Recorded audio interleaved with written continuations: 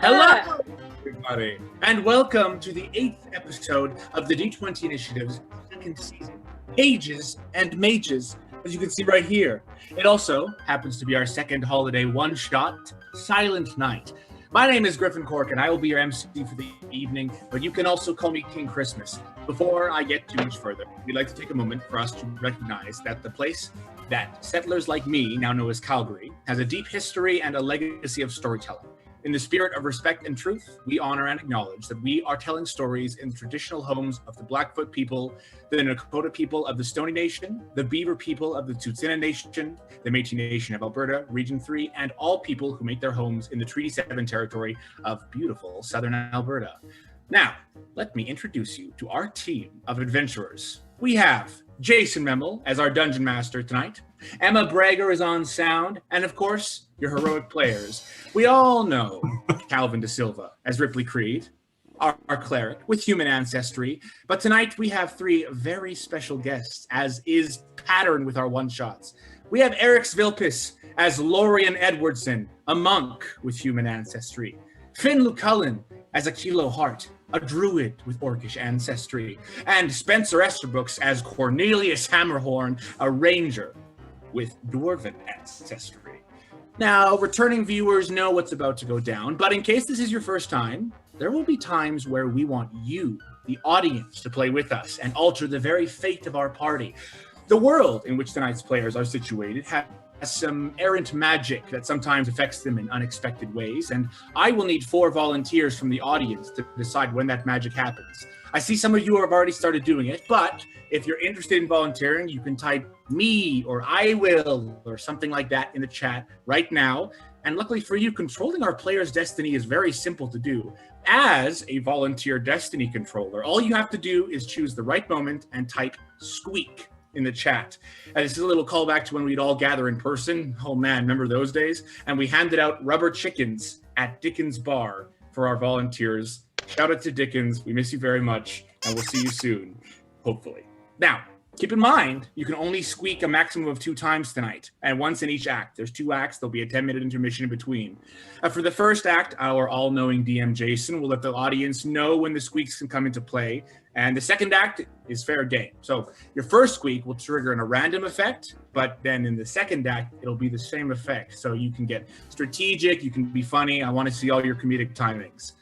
Now, not only are we granting these volunteers immense power over our player characters, but each night of every D20 game for Season 2, every volunteer is automatically entered to win a mini from our awesome friends over at Yeti Minis. And tonight's prize is an actual mini of a Yeti from Yeti Minis. Yeti. Very apt. You can head over to YetiMinis.com at the intermission to check it out, and I'll announce the winner here at the end of the show, so you have to stick around. Again, let me know in the chat if you want to volunteer, and I'll take a look afterwards. And speaking of the chat, get in there. I'm going to be chatting with you folks all night while our lovely players adventure. Our audience has always been very kind and supportive of the work our performers do, and I bet tonight will be exactly the same. We greatly encourage live tweeting. My mom does it all the time with the hashtag Pages and Mages and hashtag D20 Initiative. You can find us on Facebook, Twitter, Instagram. If you have any questions or concerns, or you need to report a rules lawyer, please contact us at D20initiativeYYC@gmail.com. And if you like what you see, you can subscribe to our YouTube or Twitch or wherever you're watching. And if you don't like it, don't worry. We're only playing till about like 9:30 or 10. All right, I'm going to go in the chat right now. Let's see who our hopefully benevolent squeakers for the evening will be. First off, we got I hope I'm pronouncing this right. Tekitora. Booyah. Oh, Tekitora is squeaking for Aquilo Hart Finn. Very nice. Please be nice to me. Please be nice to Finn. Marcia, I will have you, Marcia, it's good to see you. We will have you squeaking for Cornelius Hammerhorn. That is Spencer Esterbrooks right there. He looks very scared. And if anybody else wants to volunteer, you let me know in the chat right now. Otherwise, they're left in my hands. And man, that's going to be a problem for them. And I don't even want the Yeti Mini, so I'm going to give it to you guys. Sounds like the fate of our players are in good hands. Or not. It's time to turn it over to Dungeon Master Jason to take us away. Onward, heroes. I'll see you soon. All right. Well, welcome everybody. I am Jason Mehmel, and I'll be your Dungeon Master for the evening. And I want to put you guys all in the holiday spirit by telling you that in Eberron, the fantasy world that we all are playing in here today, it is the time of the Winter Solstice. All of Eberron is preparing to celebrate one of the darkest nights of the year with friends and family. Ripley Creed, the cleric of Ilmater, has arrived in the mountains of the Mirror Holds after a long trip by the lightning rail train to Krona Peak from his current home in Beaconhold. Now, the monastery where he trained at, the Defenders of Perpetual Sacrifice, has sent one of their monks, Lorian, and a pair of adventurers to bring Ripley safely home to the monastery, where he trained to become a cleric. To reach the monastery and the town of Droneberg, wrapped around its walls, Ripley and his friends must take a nearly frozen pass by sledge. Mules are used to haul some of the basic survival equipment and the party. We see our heroes moving through the mountain pass, high peaks on either side of them as the wind and snow whip by them. The pass is narrow and steep banks rise up on either side. As the winds howl, let us see our adventurers a little more closely. Maybe we'll start with Ripley. Yes. I've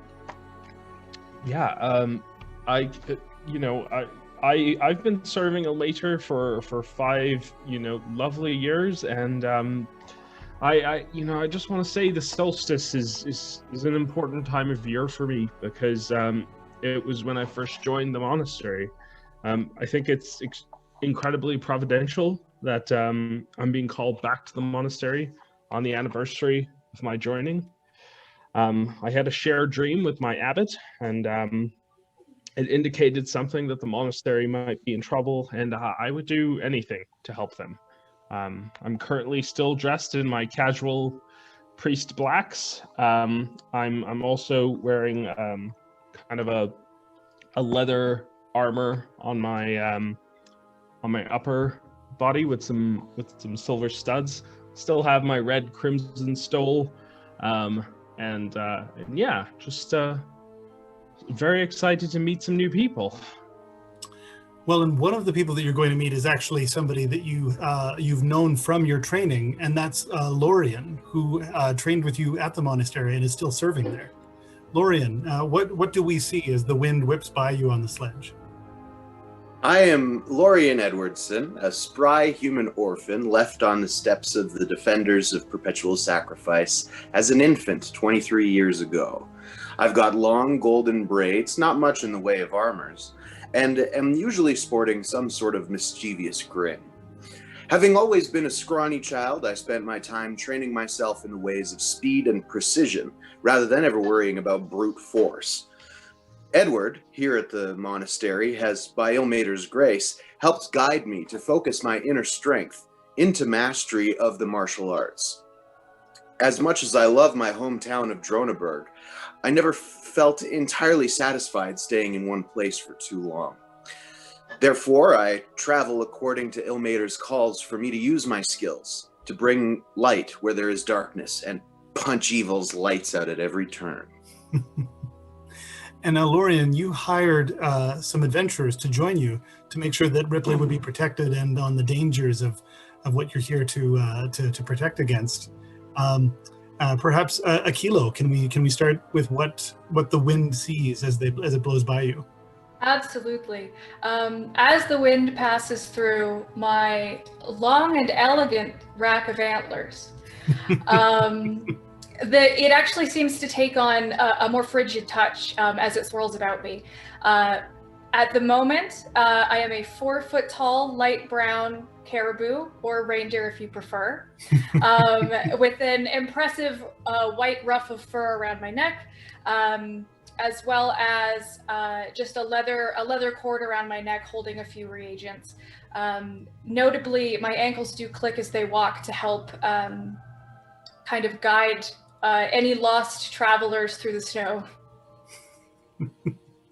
Excellent. And then the last person we see now is Cornelius. Cornelius, give us a sense of what the wind sees as it blows by you. The wind sweeps through my long, luscious red beard as my steely blue eyes pierce the darkness. I'm a dwarven ranger in exile, but I don't want to talk about it. It's very touchy. I feel like I'm a ranger. I've been out helping people and hiring myself out to travelers and people. I'm most at home in the woods, or sorry, in the mountains. I'm a mountain ranger. I'm clad in scale mail, trimmed with black wolf tail pelt from a wolf pack I saved a village from. I might tell you about that later. I carry 2 hand axes. I wield them like someone would wield 2 hand axes at the same time. And I have a crossbow, a light crossbow. I like it because it's light. By my side, I'm a beast master ranger. So by my side is my trusty animal companion, Sheila. She's a goat. I was going to ride her into battle, but I found out she only has 4 hit points, so I'm not going to do that because I really love Sheila. But together, me and Sheila are going to help these people find their way to this monastery, because that's what we do. That's amazing. I wasn't expecting Sheila to also chime into your description there. Thank you. I understood that. She's very articulate. Before we get into too far down Sheila's own long and voluminous backstory, what I would rather get into is letting the audience know that the squeaks are now available. So squeaks can happen from here on in right to the intermission, and then we'll take a break. And then coming back again, squeaks are available. And so as you guys are moving along on this sledge, I maybe perhaps Aquilo, you're just trotting along beside, I'm thinking, along with Sheila, perhaps. You hear the howling and whistling of the wind through these peaks, and that howling starts to take on a keener sound. Cornelius, can you give me what your like a wisdom roll for me? Sure. 5. 5? I also have like some perception and stuff. I'm okay. At home in the woods. Yeah. Okay. Actually, yeah. Maybe use. I'm a natural explorer. Yeah. So yeah, if you could actually, if you've got that perception skill. It's wisdom. I rolled a 7 plus 2, so 9. Plus 2. Okay. So that howling has a strange tenor to it, but you can't quite place it among the rest of the howling, and as it currently is passing through these peaks. You're not used to these particular peaks, so it's still a bit difficult. But let's see here. As you're the mountain pass that you're in, it's very steep on either side, and it's starting to kind of go down towards a second stage of this narrow peak. And Aquilo, you can see maybe with your sharper animal eyes that there are a pack of goats further down on that secondary area, and they're bundled together. Like it looks like they're actually like nervous about something. Okay. Can I do a perception check to see if I can understand why, or if the terrain around them is unsteady? Yes. Yeah. That is 18. 18? Okay.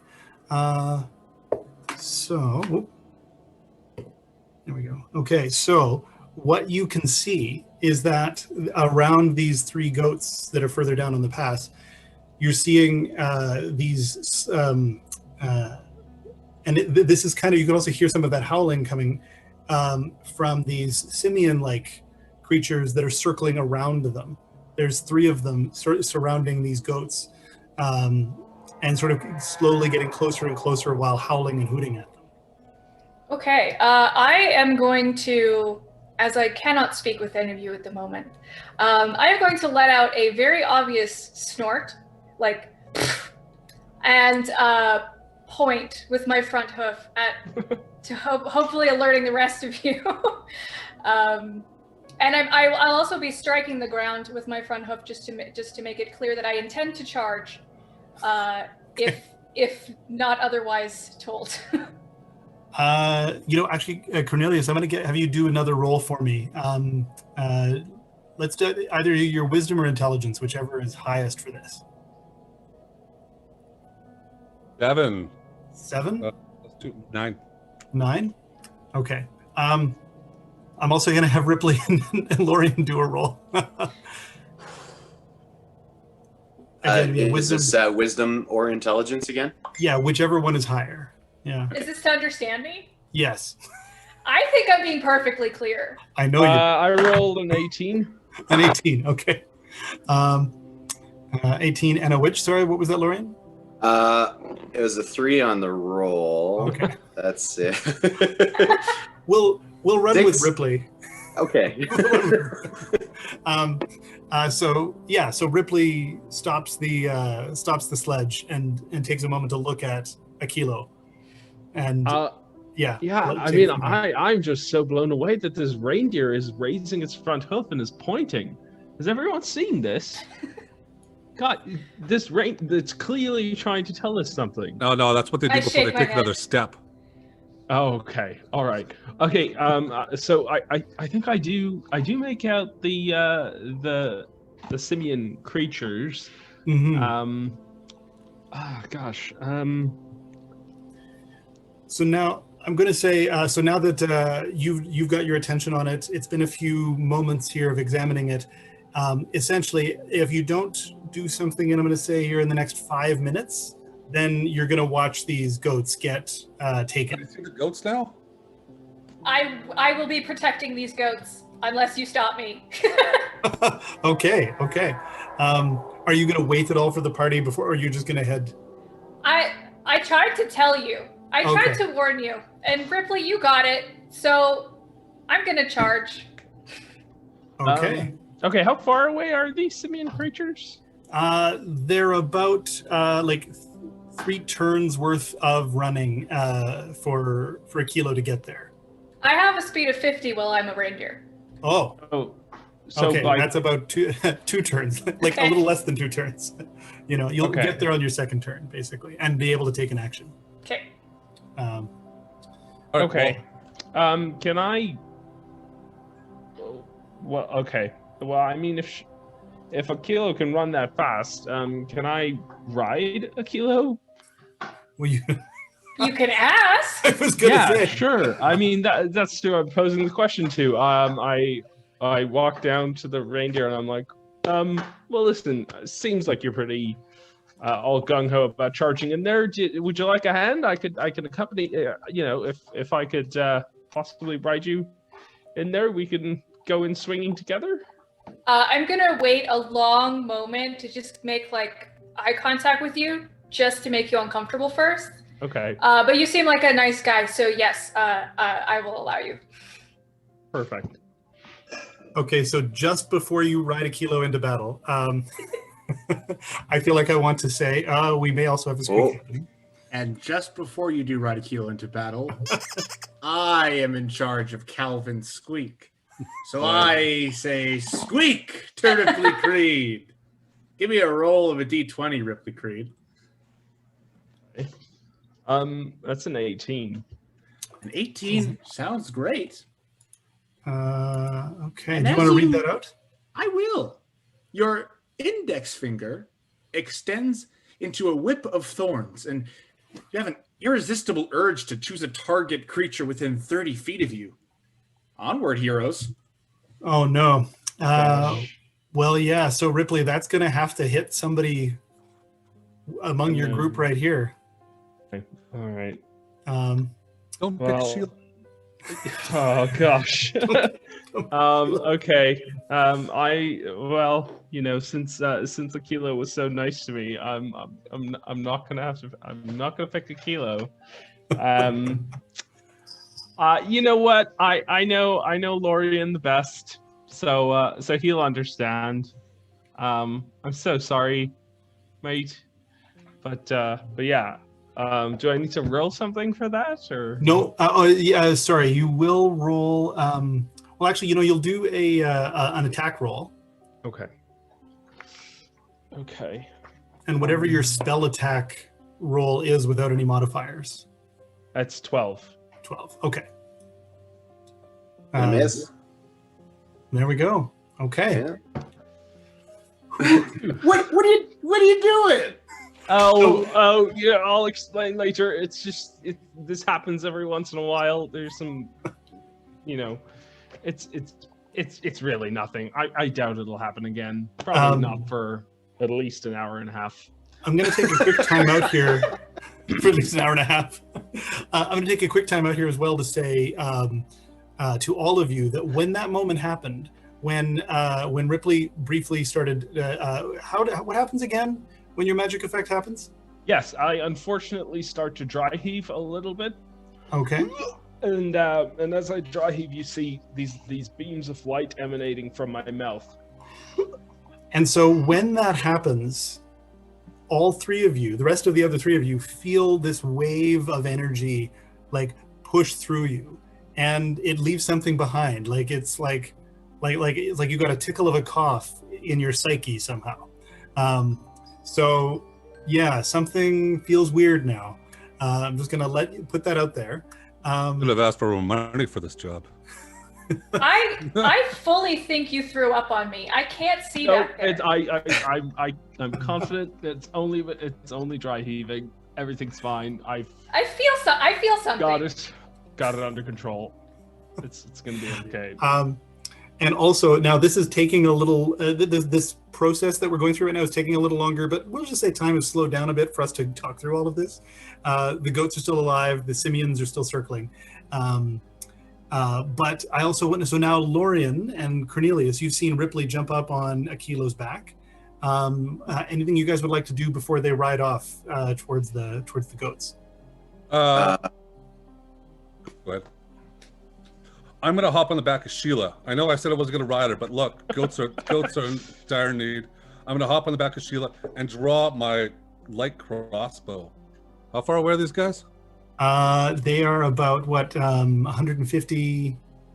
No, 100 and no. What was I saying? You go 50. 50 so feet? probably just less than 90 feet. Yeah, there we go. Thank you. That's exactly the number that was in my head before. I don't know. I think 150 got stuck in there afterwards. But yes, yeah. So they're about 90 feet away. All right. So I gotta hit these guys with my crossbow. Okay. Great. So you're going to shoot at them now? I'll shoot at them now. It's probably easier to do than riding and shooting. So I'm going to shoot now. So I'll give Lorian. I'll give you a choice of an action here as well, and then we'll charge. Seeing Cornelius getting all stoked, hopping on his goat and getting ready to take a shot, I'm like, well, I guess I better get a head start, and I just start cooking it towards these creatures. Okay. All right. With my 40 feet of movement. Good to know. Okay. So now we've got two mounted attackers and then one running monk. Excellent. All right. So let's do a roll for initiative. 15. 7. 15. Sorry, is that a tie for Ripley and Aquilo? Yep. Okay, can I get a before you get roll? anything? Aquilo, you start to feel something. Maybe it's an after effect of feeling Ripley dry heave, but something does start to happen to you. Why don't you roll me a d20 there, Finn? Sure. 7. 7. You can thank, I'm going to say this name right, Tora. Oh no, for this one. There's a snaky, whiskery feeling around your feet. A writhing swarm of rats or something winter themed that Jason chooses lifts and carries you. Onward, heroes. Going with a rodenty theme, we're going to say that these are snow hares. Oh, that's wonderful. Yeah. Nice. Okay. And I feel that same glow, don't I? Yes, you do. Yeah. Where does the glow happen? I think it actually does happen around my ankles, where the currents of white hairs end up looking like snowdrifts carrying me forward. Ah, great. Okay. And not only does Aquilo feel the glow, but Lorian does as well, as Kevin also just squeaked for Lorian. Eric, why don't you roll me a d20? They're all popping off at once. I love it. 10. 10. Your nose, winter themed, glows with an incandescent light. Concentrating on it, you realize you can change its color, unlike a certain reindeer. Onward, heroes. I'm amazed that wasn't me. I start to sneeze motes of light. As I'm running, I just start sneezing into the wind as chunks of light just start firing out of my now cherry red nose. So we were in the middle of a tiebreaker there. Yes. If I could get Aquilo and Ripley to give me a die roll. 13. 50. Okay, so that's Ripley. And was it a 15 again, Aquilo? Yep. Great. Okay. And sorry, Cornelius, what was your number again? 5 or 7. 7. Okay. And then Lorian? A 28. Holy cats. Yeah. Monks, huh? Yeah. I should have expected that, actually. Okay, great. Well, Cornelius, I'm gonna say you can go first, obviously. But yeah, so you're booking it. Is there anything else you want to do other than sneezing light? I'm just gonna dash as quick as I can. Yeah. Trusting in the my gut and this reindeer who is made friends with Ripley, and yeah, I'm just dashing through the snow. From a reindeered open sleigh. So I'm also going to actually give you a bit of a bonus or like a boost to your run because you're running downhill towards these. Oh, okay. Yeah. Also, because then, frankly, you arrive around the same time everyone else does. Nice. Yeah. So we'll say that you're instead of your 40, you're getting to about 50. Oh, can I like have the sledge and like just run and then hop onto it and like luge my way the rest of the way? That is such a cool visual. Yes, but you're gonna have to figure out how to stop it on your next turn. Okay. Okay. Okay, great. So you're pulling the sledge downhill. It's increasing in speed. It's now going it's going to be going faster than 50 per turn in a minute. So you're going to need to deal with that on your next turn. But we'll move to the simians, who are currently circling around these goats and start to notice that that there's now new prey, and they're roaring at you in a very hungry fashion. Yeah, so they're going to close the gap. They're running towards the gang. They're currently aiming at Ripley, Aquilo, and Cornelius, not the vehicle that's racing towards them. They will. So they're not going to reach you yet until the next turn because everybody's basically going to meet. Aquilo, is there anything you want to do on this racing turn? We're just running. Yeah. No, I'm just gonna. I'm going to do the actual ability charge when I get Okay. Great. Okay. Does that come with a trample or something or? It takes a strength saving throw or they're prone. Okay. Great. Okay. And then Ripley, anything that you want to do while you're racing? Yeah. How far away are we from? Well, first off, actually, how many goats are there? There's 3 goats that are in this like goat clump, herd, I guess, goat herd. I don't know how many goats do you need to make it a herd. I'm gonna Google that later. But currently there's 3, and they're currently, now that you guys are racing towards them, they're about 40 feet away from where you are now. You know what? I'm gonna use Shield of Faith, but I'm gonna use it on Aquilo. I'm gonna cast Shield of Faith on Aquilo, which you know, I call on Ilmater, and a shimmering field appears and surrounds Aquilo, and I guess a little bit of me. But Aquilo's got a +2 bonus to their AC. Excellent. All right. Thank you. I whinny appreciatively. And Cornelius, you're the next to go. All right, here we go. 16. Sorry, 15? 16. 16. Great. Sorry, wait, what am I asking? What are you rolling your 16 for? Oh, I fired my crossbow. You fire your crossbow. Okay. I was like, Yeah. I was so busy just looking at something else. Let me check. Great. Okay. Yes, you nail one of these simians with your crossbow. Excellent. Right upon Sheila. Roll me some damage. 4 damage. 4 damage. Excellent.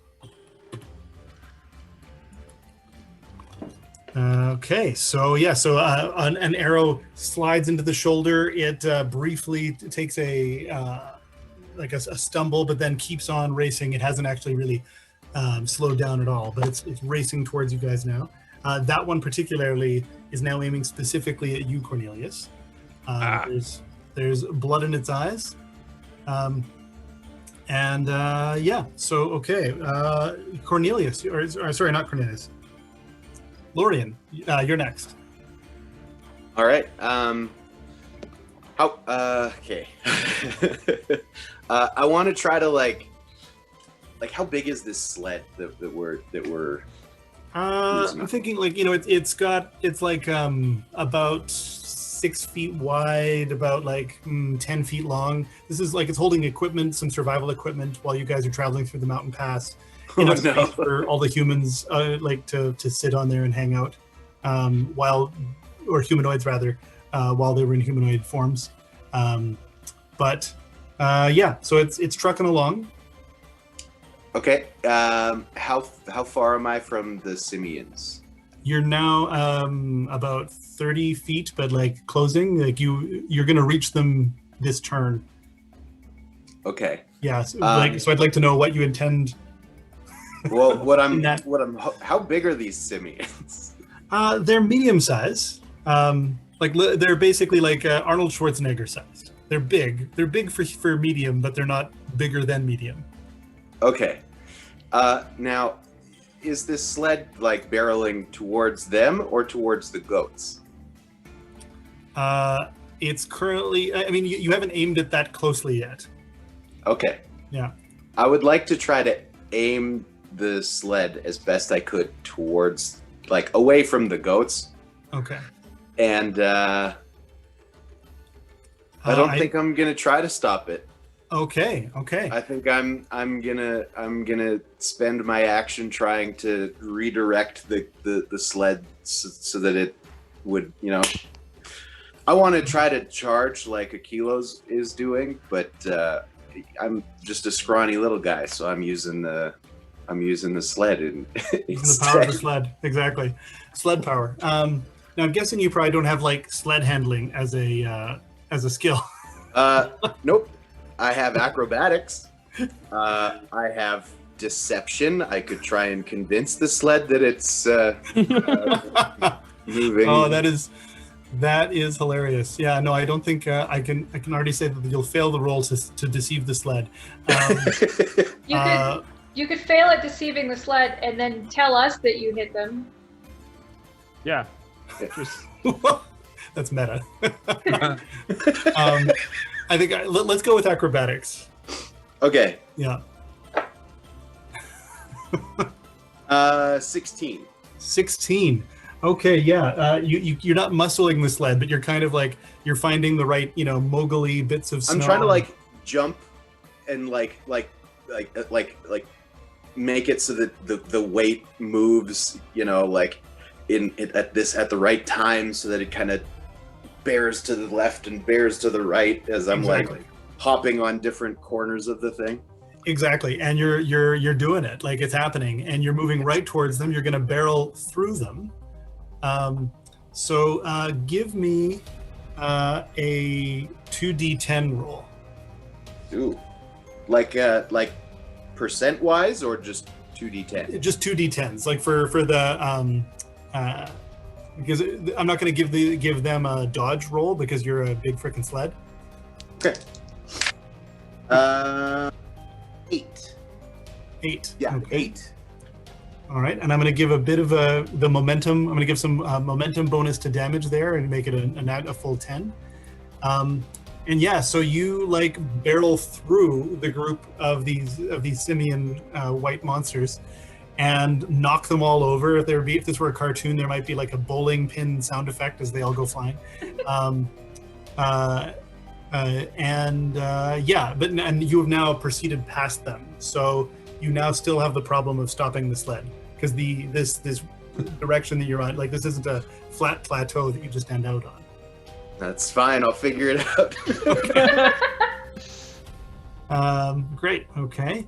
So the one with the crossbow bolt is among that group. So all of them have taken a bit of a smack. And it is now their turn. They're closing now with Cornelius, Aquilo, and Ripley. The one with the crossbow bolt is going to take a swing at Cornelius. Let's see here.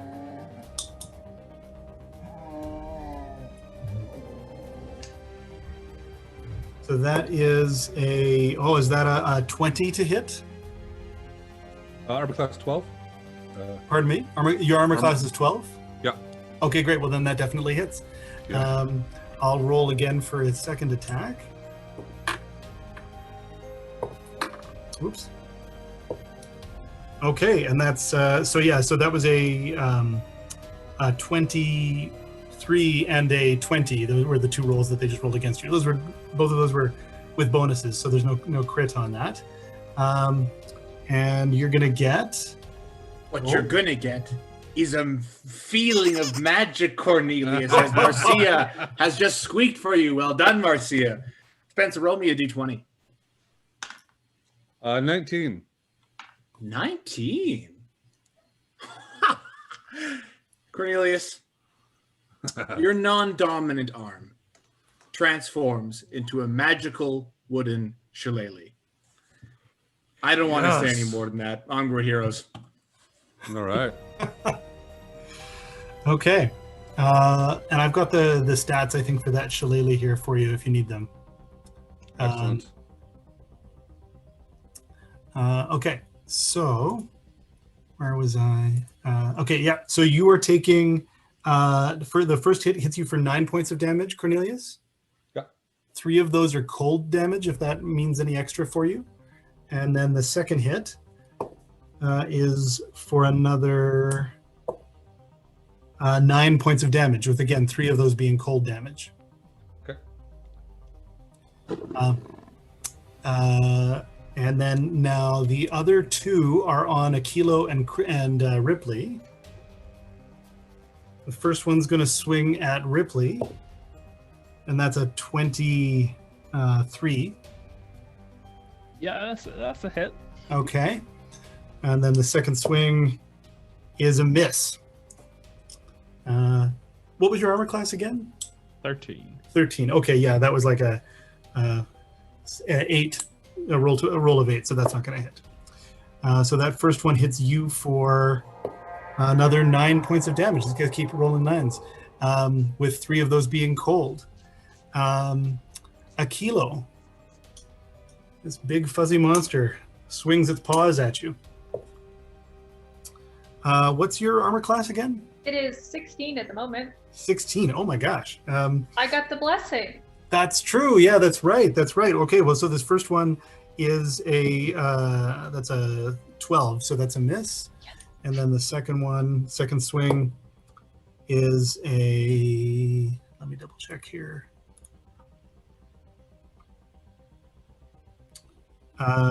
16. That's a 16. So I think the defenders win for this is the rule I always forget. If it Defenders matches, hit? it hits. If it matches? It hits, yeah. Oh, okay. Well, then I'm sorry. But let me roll this damage. I think I'm always just so optimistic that the defender should win. So that's, again, another 9 points of damage. 3 of it are cold. Okay. And, I have a reaction to taking cold damage. oh, okay.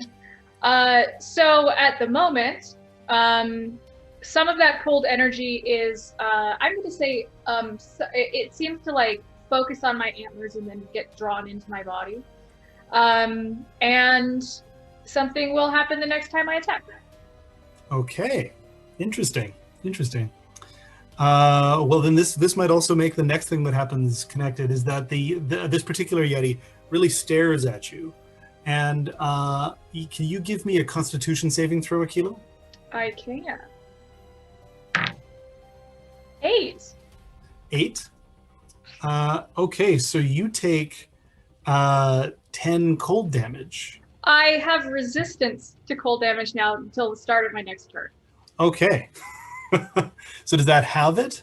I believe so. I think it has it. Yeah, it's not an immunity. It's a, yeah. So how many was that again, sir? It was 10, but now it's 5. Okay. Yeah. Okay. So all of that howling and screaming is done there. It's now your go, Aquilo. Wonderful. Well, I'm going to take this charge, and it better hit because of the amount of extra damage I have riding on this. Okay. It better. I got a 17 plus 5. Yep. Wonderful. So that is, let me do my damage here. Okay. 4 plus 5 plus 3. So that's 12 if I can do math. Plus cold damage. 5 cold damage on top of that. And so, sorry, what was the non-cold damage again? 12? Did I say 12? Yes. We'll say you said 12. And then, but now the 5 cold damage, just like that, it's like it sparkles off of them. Okay. Yeah.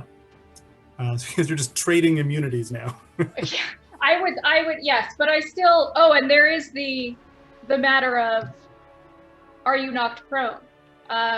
So yes, I'd like to. I charged down the hill. I ram my antlers into the nearest target, doing 12 damage and no cold damage. And they have to do a DC 13 strength saving throw. Okay. I'm gonna roll for both of the ones that are attacking you and Ripley, because for them to be close enough, you would have had to hit both of them. Mm-hmm. I'm cool with hitting more targets, like whenever. Yeah, totally. I figured, but one of them holds his feet as you barrel past him, and then the second one is knocked prone. Yes, can I throw him in the air? I would like to flip him up. Yes.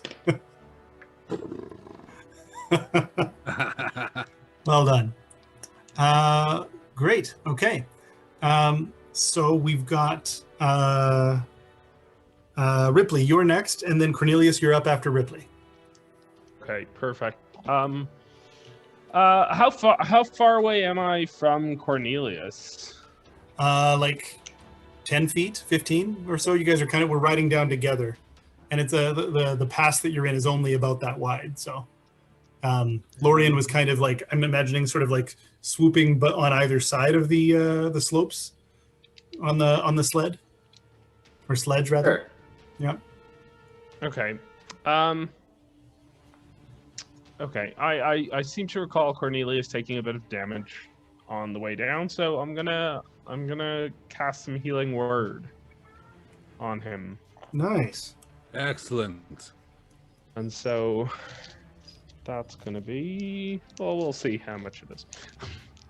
You know, actually, just to speed things along while he's rolling that, Cornelius, do you want to let me know what your next step is? I guess I'm gonna swap to hand axe for my crossbow, Okay. and then strike him with my offhand because I still have 2 attacks. Right. Yeah. Shillelagh. Okay. Yes. Okay. All right. Are you dropping your crossbow I can drop my crossbow, yeah. just in the snow? Yeah, I'm going for my axe. It's time to get 2 weapon styles on these. Gotcha. Okay.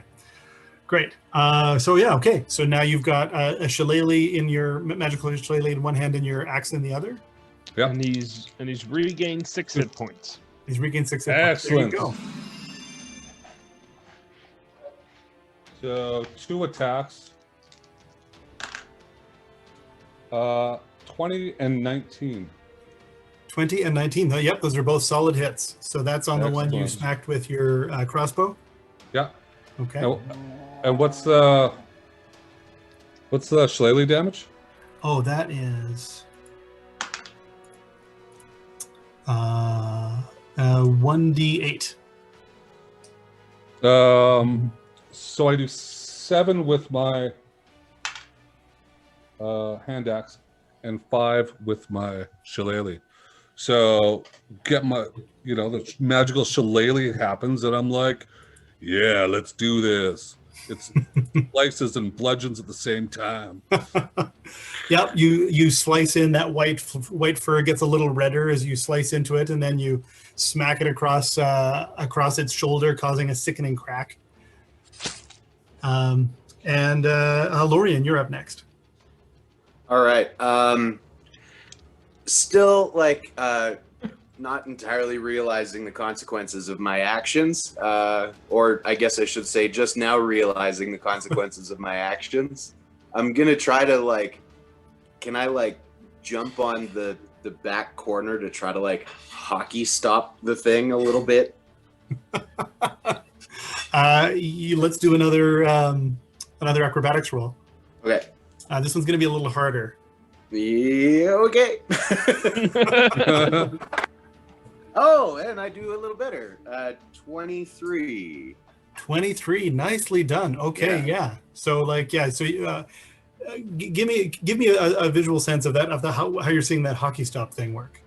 So he's jumping around side to side on the front, trying to hit these giant simian things, and then all of a sudden, after barreling them over, realizes oh, I should probably slow down a little bit. Panics a little bit and just tries to wrench it to the side, and then realizes he's not that strong and starts just jumping as hard as he possibly can on the back corner, thinking it'll either slide a bit or maybe it'll just barrel roll or something. It'll be fine. Well, I mean, you rolled well enough for it to not be a barrel roll down the mountain, so that's good. Yeah, so what I'm gonna say there is you do keep going. You're now about 20 feet, 25 feet past the clutch of combat right now. But you do do the, as you say, the hockey stop. You're on that other side of it, and you're giving more momentum on that end. There's this big wave of snow that pushes up as your sledge. Does it seem like it's stopping? Yes. Yeah. I would so what it's doing is you've actually kind of changed you turned it enough that it's now trying to go up perpendicular to the direction you were going, and it's now sort of going up the mountain and slowing down a lot as it does that. Okay, I want to also tuck and roll off the thing and get ready to get myself back into the fray. Okay, yeah, I think that's a gimme. I'll let you get back into the fray that way. Yeah. Sweet. By the next turn, you should be able to get there and still do an attack. Okay. Yeah. All right, the Yetis are next, and then it'll be Aquilo and Ripley. So these guys, the one in front of Cornelius, who's really freaking pissed off, is going to take a swing at you. He's going to do 2 swings. That's a 21, so that's a hit, and then the next one is a 16. What was? Oh yeah, that's your armor class is 12. Yeah. Yep. Okay. So that is 5, and then 11 points of damage. 3 of that are cold.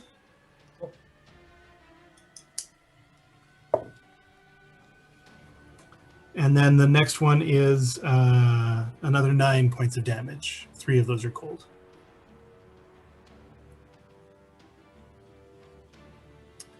And so now in front of Ripley, we're going to do another swing at you. That's 16. Your armor class is 13, yeah. So, and then that's an 18. So yes, those are both hits for 8 points of damage on you, Ripley, and another 11 points of damage. Oh boy. Okay. So yeah, and the again with all of these, there's a little bit of cold damage happening every time. Aquilo, let's see here.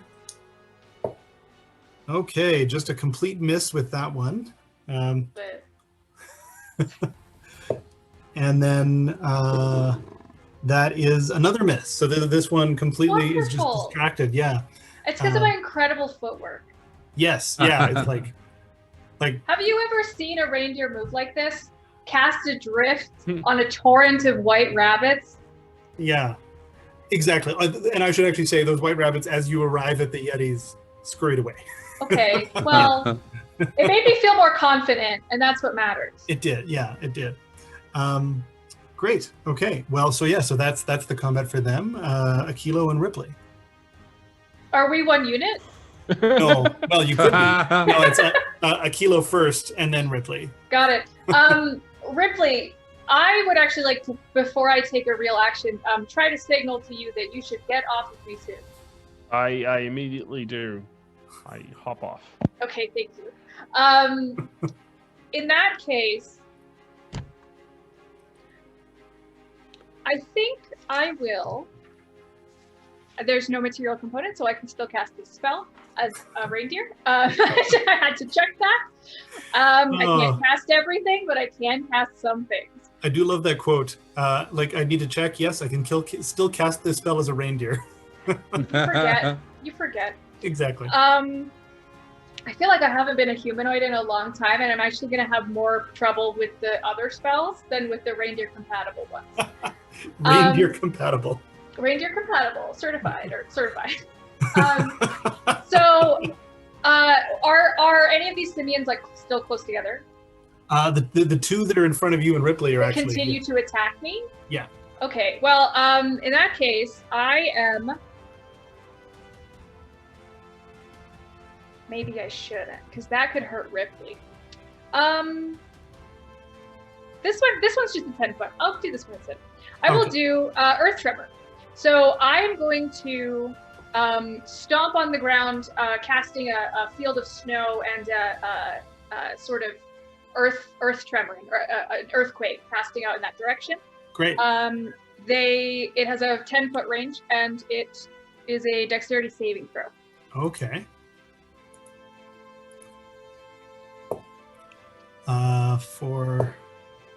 Actually, it's a 10-foot radius. It's a 10-foot. Yeah, 10-foot radius. Okay. I'm gonna because I'm feeling nice. I'm gonna give you the one that's on Cornelius too. So the first one misses. The second one passes, and then the one that's in front of Cornelius misses their dex saving throw. So 2 misses, 1 success. Got it. So for I rolled a 1, so that's not great. So they take 1 damage and are knocked prone. However, the ground in that area is now unsteady, and it becomes difficult terrain until it's cleared. Gotcha. Is that difficult terrain for everyone? Yes. Okay. Good to know. All right. And so 1 point of damage to the 2 that failed. Yes, and they're knocked prone. Okay. I think that actually puts all of them prone, because the other one. Oh no! One of them is now still prone. Yeah. Yeah. Great. Whoops. Okay, so Ripley, what's your next action? Ripley's hurting quite a bit here, so he's gonna kind of double over a little bit and try and regain his bearings and cast some Cure Wounds on himself. All right. Cornelius, Okay, so- while he's rolling his health, what's your Well, with my mighty axe and my wooden cudgel, 2 attacks. Oh, 14 and 6. 14 and The 6? damn cudgel. I think the cudgel's it's a crap weapon. I wouldn't use it. No, it's fine. The axe hits. Excellent. For 3 damage. 3 damage, okay. I don't think my dice are working properly. Try shaking them. Okay, Oh, so there you go. Okay, so the next thing up is going to be Lorian, but before that happens, I want to mention that you hear another howl, kind of like the howls that these simians have been making, that is like louder and bigger than anything that's been in front of you right now. Everybody give me a like a perception or intelligence or something. Whatever's your highest, honestly. 8. 8? Okay. That's So- 12. 12? Okay. 11. 11? And what was yours, Cornelius? I have 16, but beasts are beasts are non-humanoid creatures. That's my preferred animal to hunt. So Yeah, so Cornelius. I can speak to them too. Well, I mean, so what you can translate is that something's pissed off. But what you're hearing, or what you can see, then you look off to the direction you hear that sound, and 4 peaks away, you see one of these white simian creatures in front of you on that peak, but 5 times as big, just enormous. It's an abominable size.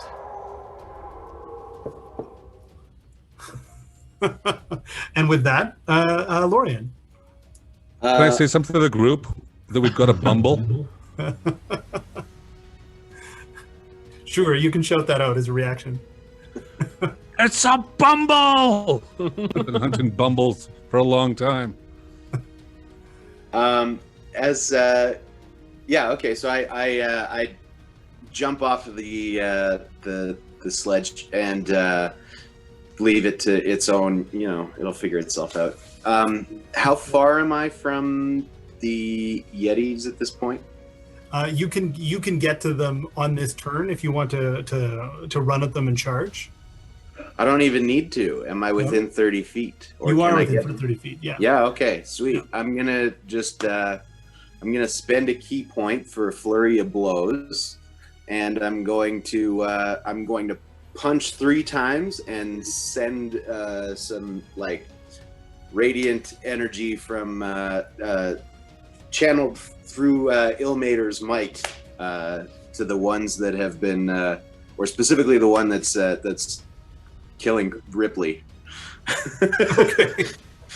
All right. So yes, you run up to that one and just pow, pow, pow, pow, pow, pow. So give me a. No, I don't run up to it.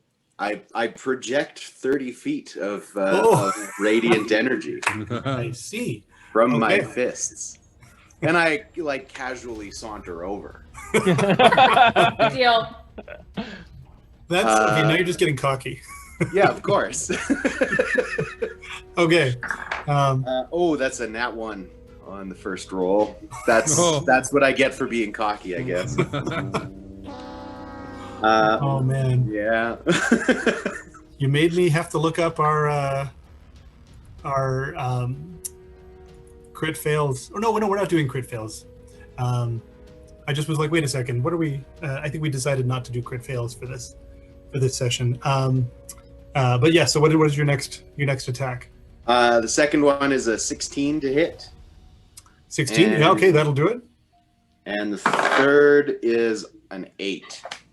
An 8. Okay. I'll give you the middle one. All right, I'll take it. Yeah. So that's only going to be 8 points of radiant damage. 8 points of radiant damage. Okay.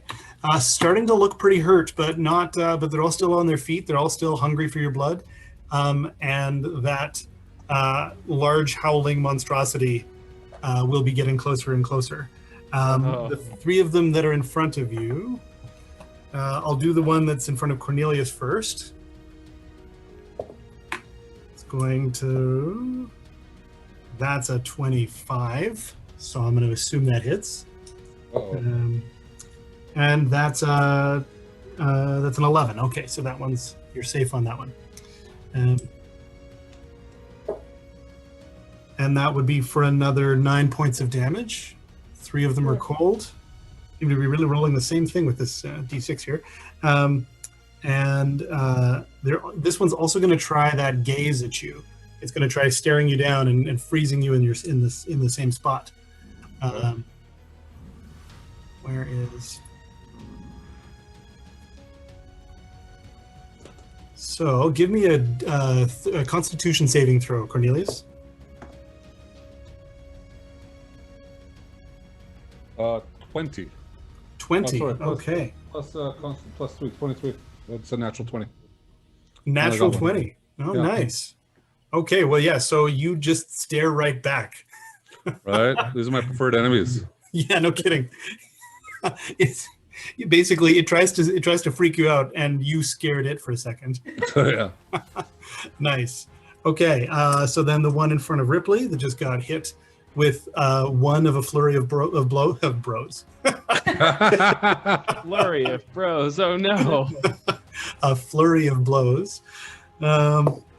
And that was the first swing. He was distracted because of the tap on his shoulder from Lorian, so that completely misses. And then the second swing is again just can't seem to quite hit you, Ripley.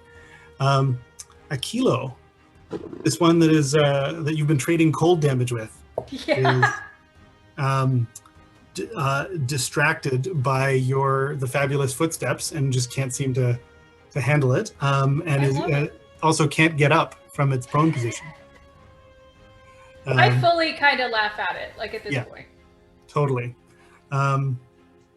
Okay, so it's then the next turn is Aquilo, and then Ripley is next. Wonderful. Ripley, how are you doing for HP? How are you feeling? I'm okay. Feeling. I'm at. I can't survive another blow. I'm like barely coughing up blood over here. I see. Well, this looks like this is another spell I should be able to cast in reindeer shape. So I shall. I will. How far away are you from me, Cornelius? Like 10 feet, 10, 15. Okay, so reachable. I'm gonna healing word. Oof. So that will be 5 hit points for you. I think that same energy that enveloped me before and that Ripley threw up all over me earlier, kind of emanates. Dry heave. It's fine. I couldn't see you, so I don't trust you. Kind of emanates from my antlers, and I send a beam of radiant light towards you that heals you for 5 HP. Oh, thank you, reindeer. There we go. Eggnog. And then Ripley, what's your next go? Sure. I'm gonna. I think I'm gonna cast Guiding Bolt on one of these fellas. I guess the one that's like closest to me. That's been. Yeah. Okay. And so that is. And then Cornelius, you'll be going after Ripley.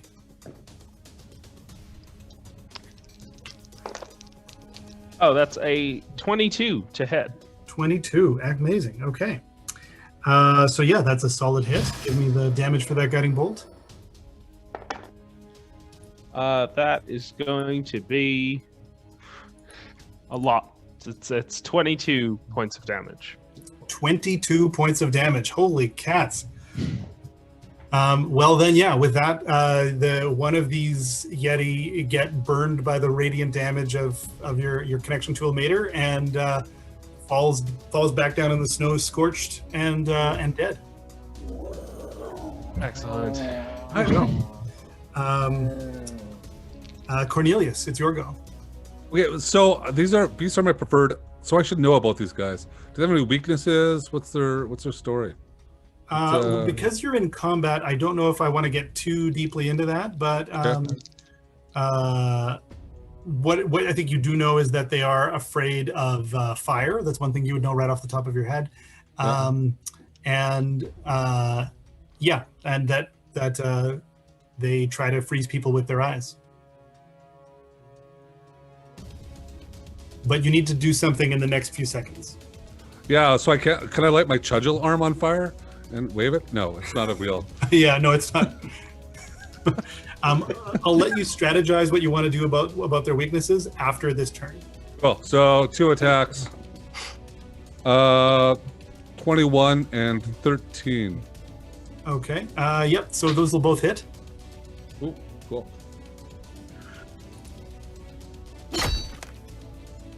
Uh, 7 and 1. So 8 points total. All right, you're chipping away at this one in front of you. It's still looking like it's now like bloody and worn, but it's still. I could probably yell out they're afraid of fire too. Hey. Yeah, you can yell that. Yep. Yeah, just to let everyone know. Okay. So as he's yelling that out, Lorian, that's the next thing you hear. I guess I'll turn my saunter into a full sprint, and I'll run up. I'll run up beside the one that's attacking Cornelius, and give it a stab with my short sword and a punch with my fist. All right. That's a 12 with the short sword. 12 with the short sword. That's the attack. Yep. Okay, that hits. Nice. And that'll be 5 points piercing damage. All right. And then with my fist, that's a 17 to hit. Nice. For another 5 points of radiant damage this time. All right, great. Yeah, those are very solid hits. This is looking like it's tottering. It's not going to last much longer. And then so that one that just got hit by you continues to attack Cornelius because he doesn't want to change direction. But there's a real roar in its eyes as it swings. But it's so completely distracted through the pain that it completely misses its first swing. But its next one connects for 17. Not 17 points of damage. That's and that's again for 9 points of damage. Perfect. The one in front of Aquilo and Ripley is going to try to get up from being prone. And it does. And I'm going to give it still one attack on Aquilo. What did I do? Many things. Like a whole, you ran it over, you did the earthbending like attack thing there. No reason to attack me. With a critical hit. Ooh. Yeah. So let me just. Okay. So that is. You never like to see your DM do that. Take a whole fistful of dice and go, that is, I gotta do some math here. Yeah, oh my god, so many numbers. Okay. So that is a total of, okay, well, it's not that bad. Well, I mean, not that bad as I see it. That is. So that will be 14 points of damage. Okay, as they strike me, I will be doing somewhat of a somersault forward. I am no longer a reindeer. As you all see someone, a very large 6'4" orc wearing the same sort of reindeer leathers with the same white ruff of fur around the collar, with long, wild white hair and dark gray skin, emerge in a puff of snow.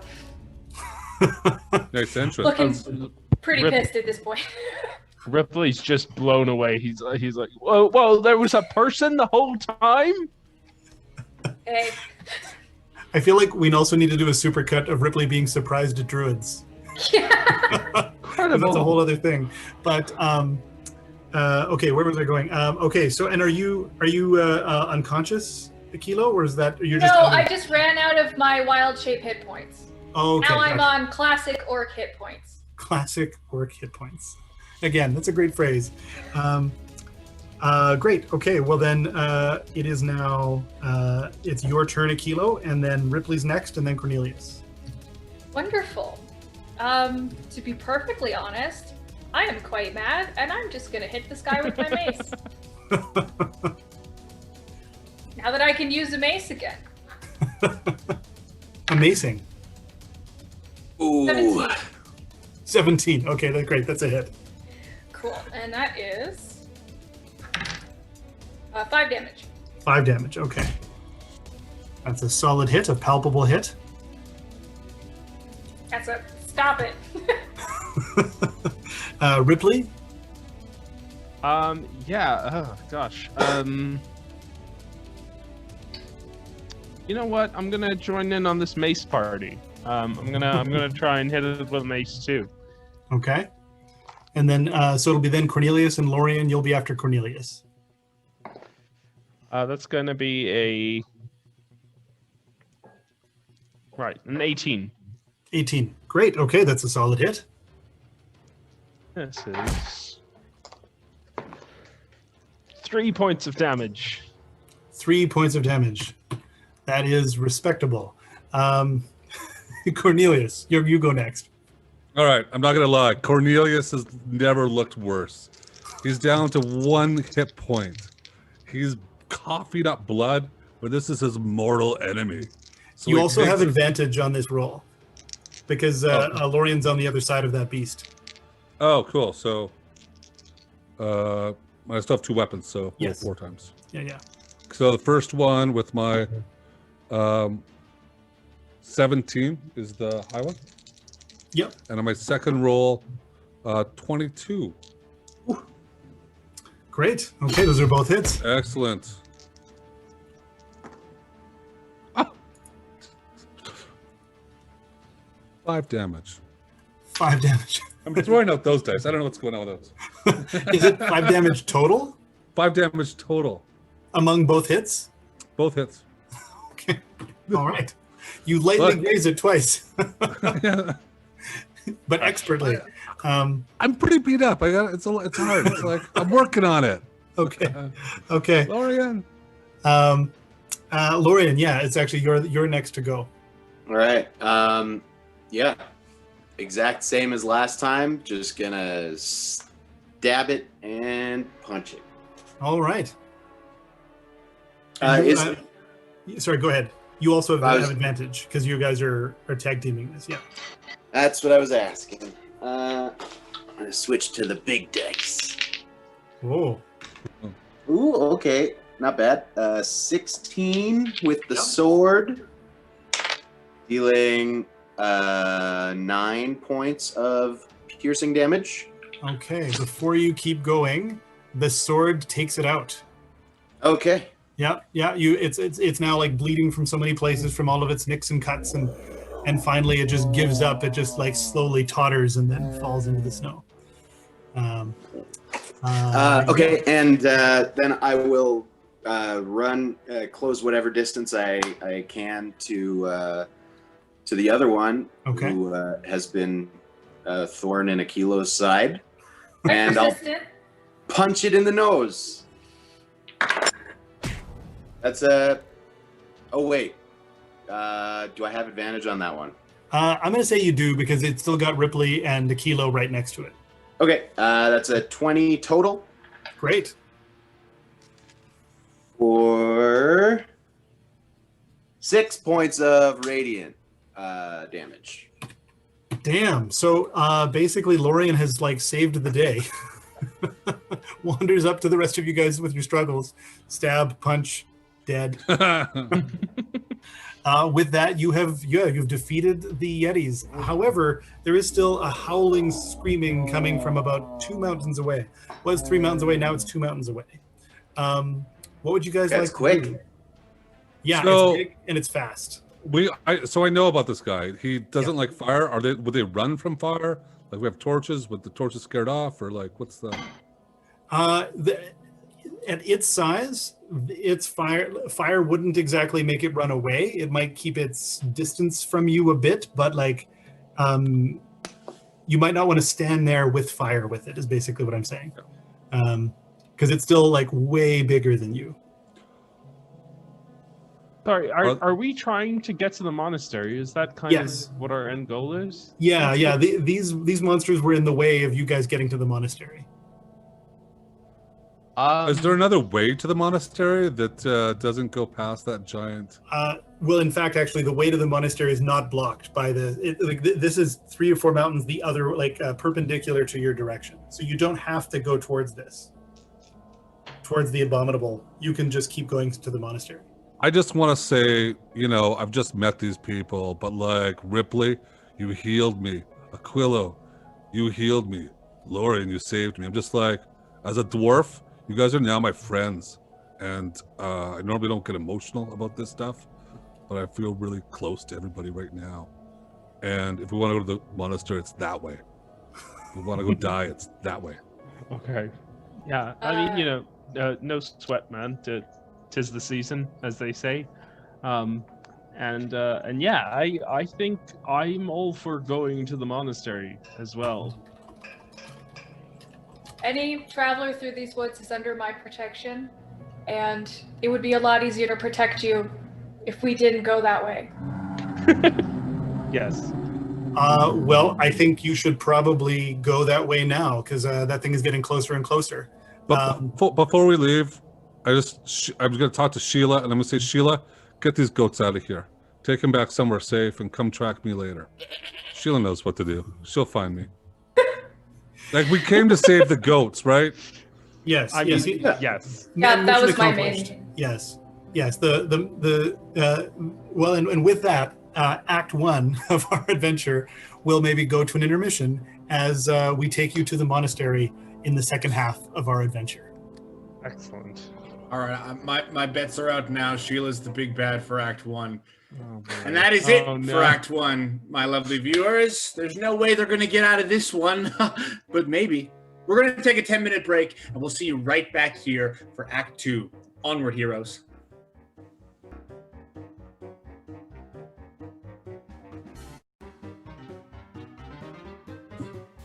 Hello, everybody. We are back. It is a Christmas miracle. And welcome back to the second act of the D20 Initiative second season, Episode 8, Silent Night. If you didn't use this time to go to YetiMinis.com and check out their high-quality 3D printed minis, I'm not mad at you. I'm just disappointed. You'll have to do it after our show to make it up to me. Now, just a quick nudge to our brave volunteers. You now have another suite reloaded for this act, and I'll be posting in the chats so you'll know what it is. So I want to see some strategy from you guys. Listen, Optimich, Ninja Space Pig, Dandelion, I saw you there. If you want to take Ripley's Thorn Whip finger from me, I won't get mad. Just let me know in the chat. That's enough for me. Let's get back to it. Onward, heroes. All right. So when we last left our heroes, they had just saved some goats from being Yeti chow and saved themselves from being chowed by another Yeti, by an abominable Yeti, as it were. And they have now made their way to the monastery. So they've slid down the rest of the way on that sledge, maybe something not unlike a certain movie about a Grinch and his little dog. They're kind of sliding down the slopes in this really fun way. But amidst all this fun and games, as they make their way to Dronenberg, which is nestled in a valley between these multiple mountain peaks, as you arrive, all of you can feel a malaise. It's like a tinnitus that you really can't quite hear, or a headache that's just on the edge of happening. But it's clearly a change that's happened as you see the town. Lorian knows that this has been happening for about a week now. As you slide in the rest of the way, you're sliding now into town. Mostly it's dwarven houses, really like lots of solid brick buildings. And then the monastery itself. It started out looking dwarven, but now it's been built up more like with some human and elvish construction as well. This amalgam of different races that have come to build this temple to help protect people and to save the good people of Dronenberg. The abbot Edward brings you in to the main courtyard of the monastery and greets each of you. Lorian he greets with a friendly pat on his shoulder, saying thank you for bringing our friend and a lonely son back home. Ripley, it's been a long time. Oh, it's so good to see you. What's happened to the village? It's so strange and oh, there's so much I need to talk to you about. I saw you in my dream. Did you see me? It felt like Yes. you were trying to talk to each other. Yes, we shared a dream. Ilmater gave us a dream together, and what we now know and what I've now been pointed to is the legacy of our founder, Sir Yaroslav Ironhand of Ilmater, who founded this monastery, who was guided by a vision from Ilmater himself to build here against an evil that he knew was coming. The dream, if you remember, also told us of Yaroslav's journal, and I've taken the liberty while you were fighting Yetis to provide you the rest of the information on this journal. It's saying that the amulet of Yaroslav, which I will leave in your keeping, must be brought into this den of evil to be squelched, so that this evil can be taken away from us, and this malaise that you're feeling can be cured. That you can bring a happy winter solstice back to the town of Dronenberg. The journal here tells us which mine I need to send you to. It's one of the abandoned Mithril mines, just to the side of Dronenberg. I'm sorry. What can I give you to help you on this quest, Ripley? Well, I'm just so curious. So this amulet belonged to Yaroslav, correct? And we have to return it to the temple in order to cure the town of its malaise? No, it's so Yaroslav's amulet needs to be, with all of its holy power, needs to be brought to this nexus of evil, and so that it can be destroyed, so that we can stop this evil. We can crush it with the light of Ilmater. Okay. And where's this nexus of evil? The journal I told you about, Yaroslav's journal. When he founded this place, he knew that we would have to do this, but that couldn't give us the weight of the problem until now, until Ripley, you've come back to us to save us. Okay. Okay. It seems like kind of poor planning to build a monastery in a place that he knows is going to be dangerous, but whatever. I mean, Ripley, of all people, that Ilmater works in mysterious ways. Yes, of course, I've heard that before. Boy, just once I'd like Many a clear times. answer is all I'm So saying. often. Okay. Okay. So where's his journal then? He lays it in your hands. He's holding it here, and he lays it into your hands, and opens it in front of you, holds it in front, and indicates it. It shows you on a map of this area, like where you can see here. He's got a little drawing saying "Build temple here," and then it says Dronenberg kind of below it, and then there's like an arrow kind of pointing away from Dronenberg, and a little skull and crossbones, and that's where the Here there be Dungeons and Dragons. exactly adventure this way. Okay. All right. Excellent. So, I'm sorry. So we're going to find his amulet then, right? No. He then holds the amulet out. Take this. Okay. Found it. Okay, we're taking it to this location. Do we have any idea what is at this location with the skull and crossbones? Ripley, I only know that we needed you to come back to defeat this. I don't know to tell you what you're facing there. Okay. All right. Yeah. I'm following the same dream you are. Okay. Gosh. Will you be joining us? Will we have any help? And yet, before that question is answered, Optimich, who has taken Ripley's squeak, Oh boy. thus activates it. So, as that question is asked, Ripley, if you need a reminder, Yeah. your index finger extends into a whip of thorns. You have an irresistible urge to choose a creature within 30 feet of you, which is great timing, Optimich. Onward, heroes.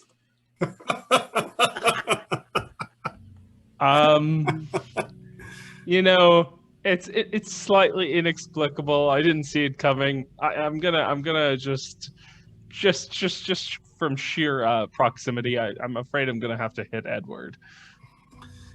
So, yeah. So this whip of thorns like hits him, and he just kind of like meditates his way through it, because sacrifice and suffering are holy to Ilmater. Oh gosh! Oh! I'm so sorry, Your Holiness. That's happened. That happens every once in a while. It's from Beaconhold. It's this strange thing I've picked up. It's kind of like a bug. I can't quite get rid of it. I'm so sorry. I know that your adventures in Beaconhold are of great importance, and I understand we had to lose you to that, but I hope we can depend on you now. I mean, you know, if you're saying it's all about this prophecy and stuff, and this is what I was destined to do, I guess I don't really have much of a choice, do I? So, yeah, I'm. Can I bring my friends? I would prefer you did. Okay, excellent. I assume, like from the vision Ilmater gave both of us, it was like of darkness and evil in the mountains here. I think more protection would be better, don't you? Yeah, for sure. So what exactly is this malaise that's come over the town? Is it just kind of like a seasonal depression, or what's going on there? Well, like if by seasonal depression, it would be like a magical effect that is essentially cursing everybody to not, to feel more and more dour. And in fact, like some of the people who some of the older and the those that aren't in good health are now perhaps even on death's door. Yeah, seasonal depression might be a way to describe it. If seasonal depression looked like that, I think it might be a bit more intense than that. Okay, bummer. Okay. It's a bummer for sure. All right, well, guys, did you want to go to a dungeon with me? I'm here for it. You healed me. I'll be your guide. I have to. Any sickness that your god identifies affects the land as much as it does this town. All right, well, this is... Thank you for journeying with me. Can I ask one thing before we go? Hmm. Sorry, Edward. 1 second. Ripley, can you? Yes. Just, is that? I haven't been in a city in a bit. Is that how it always is? Like, do you mean like awkward? Do you whip people like as a thing now? No, I'm sorry. It's like so the city that I've been living in, Beaconhold. You can look it up. I'll you know what? I'll show you a travel brochure. It's like a regular. Like that.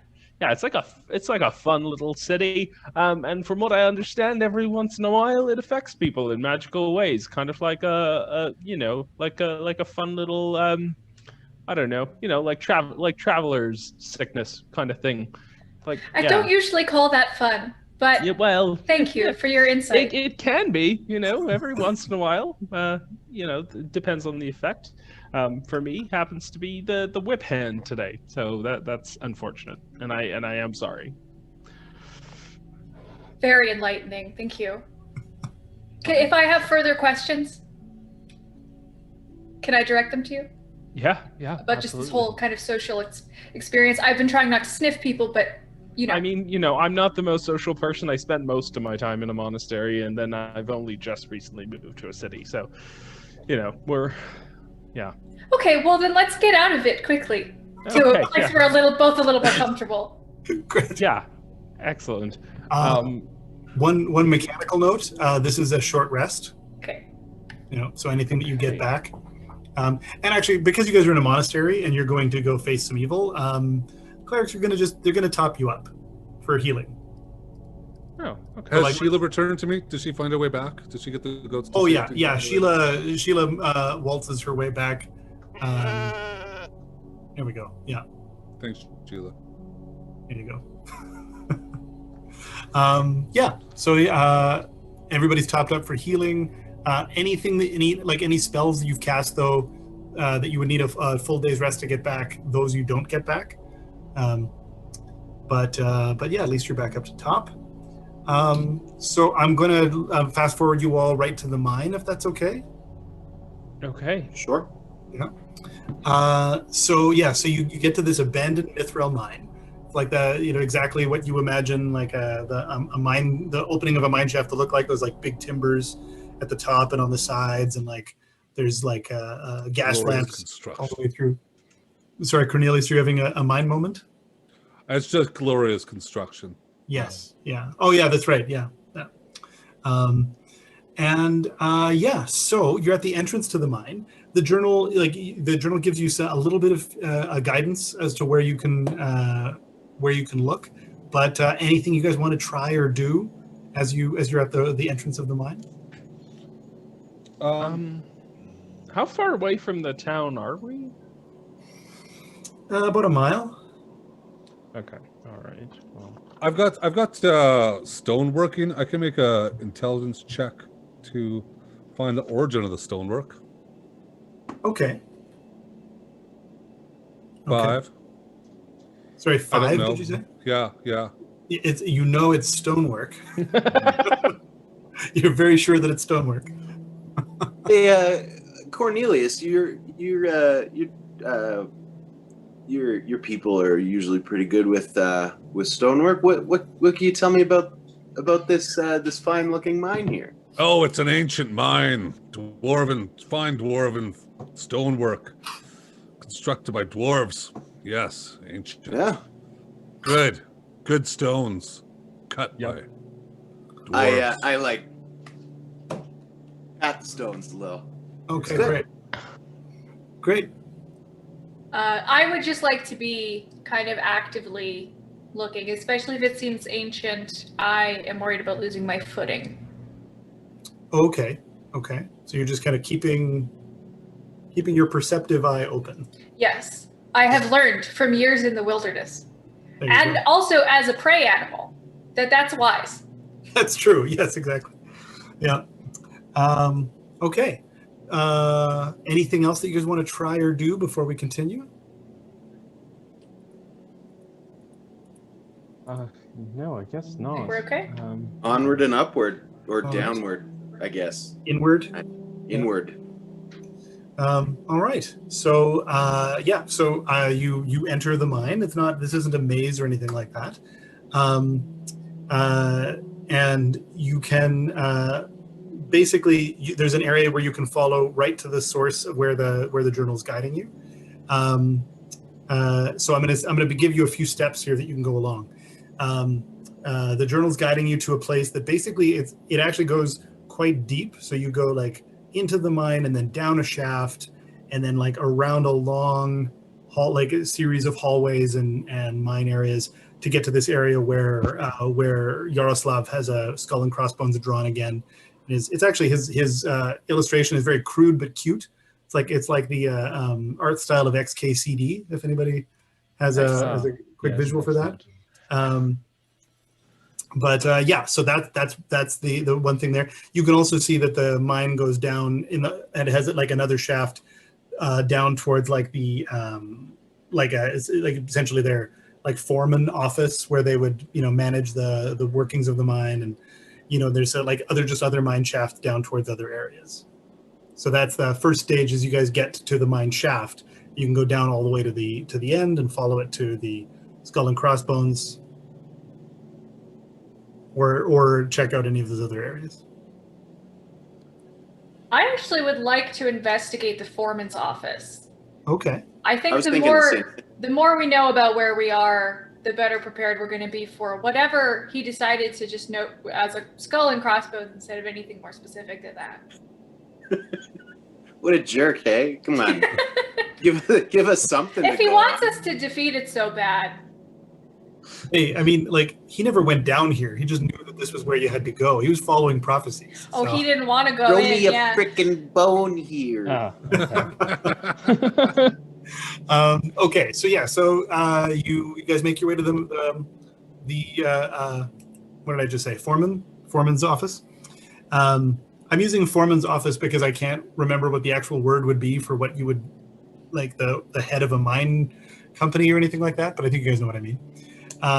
So yeah, so you guys make your way there.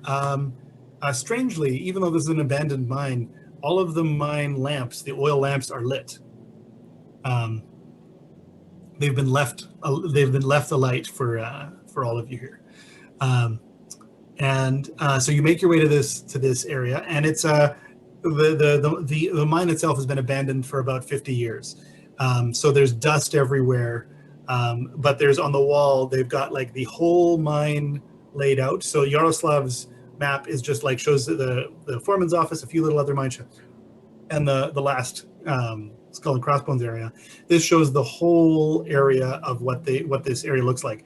They do indicate that there have been a lot of deaths happening in the area of where the Skull and Crossbones indicates. Like, so if you correspond the two, you're like, okay, clearly there's stuff happening there. And then there's this other section down on the far, like sort of opposite to where the Skull and Crossbones area is. So it's still way deep in the mine, but on the opposite side, that shows just a question mark, and there's a footnote there. Like it says, like, see Journal 917. Can we find Journal 917 anywhere in? Everybody, give me like there's like a investigation or an intelligence roll if you don't have anything specific. Sorry, 15 Aquilo? 16. 16, great. 13. All right. 8.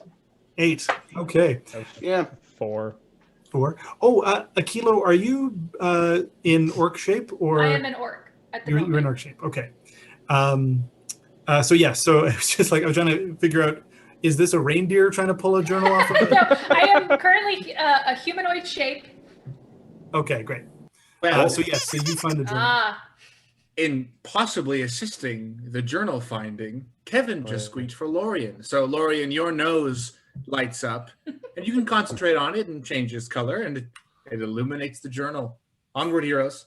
And I'm sneezing. I just go into another sneezing fit.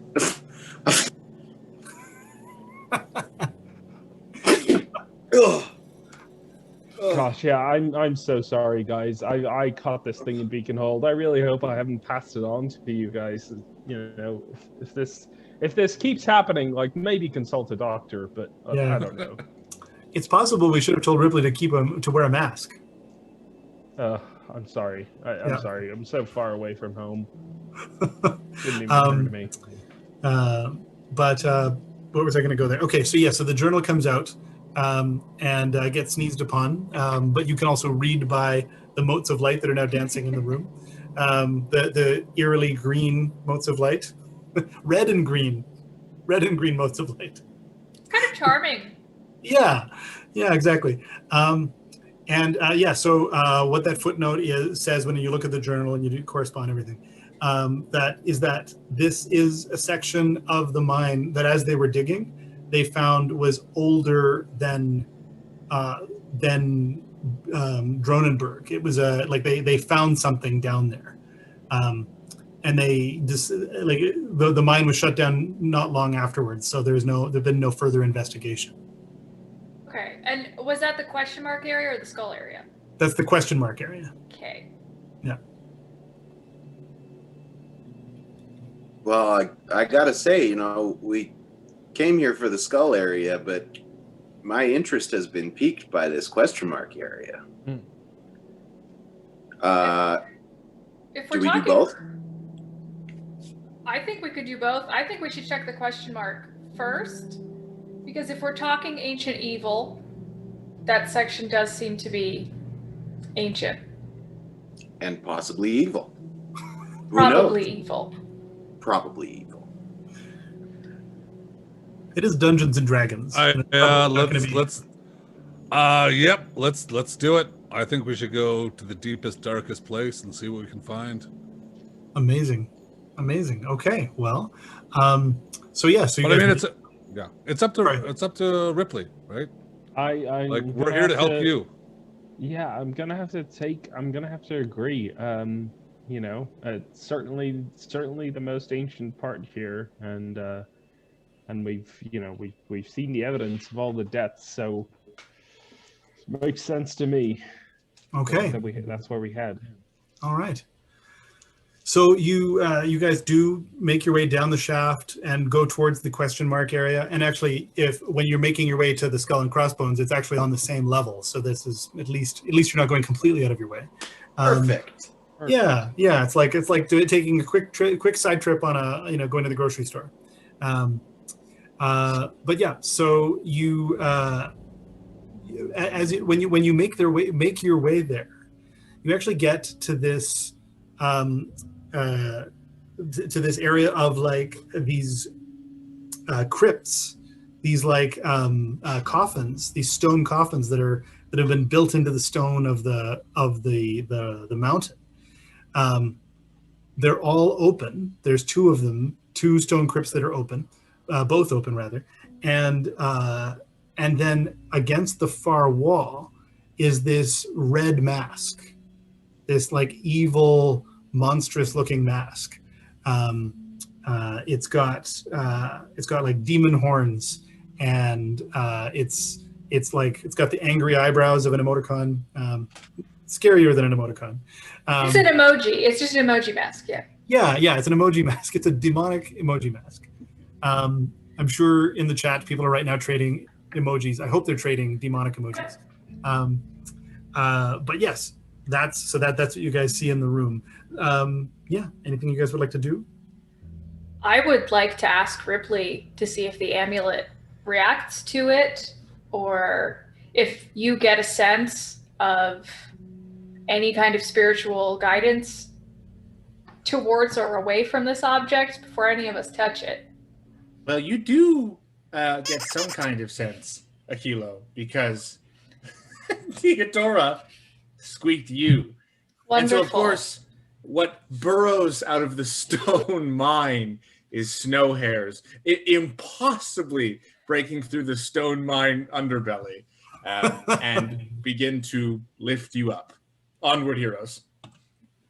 So they take you right into the middle of the room, and you're now face first with this mask. Oh, great! Should I maybe do a check to make sure I don't fall into it? Yeah, that'd be great.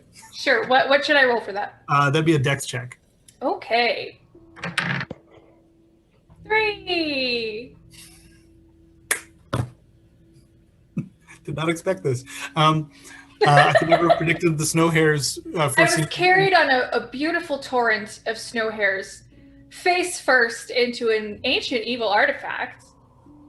Tune in next week to see how that turns out. Just kidding, it's a one-shot.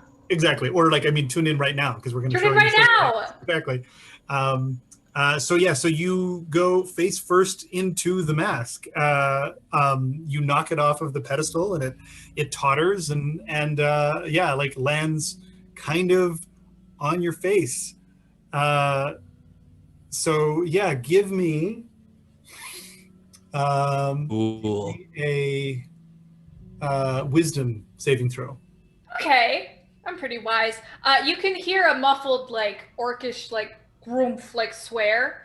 Can I throw a guidance cantrip on this? Yes, you can. Okay, perfect. So you add a That's a D4. D4? Yeah. Okay. I'm gonna need it. That's a 3 plus 3, so a 6. No. Plus Come on. 4. So that's 10. 10. Just probably still not gonna do it. Oh my god. So yeah, so you you throw the mask off of you, but you are overcome with like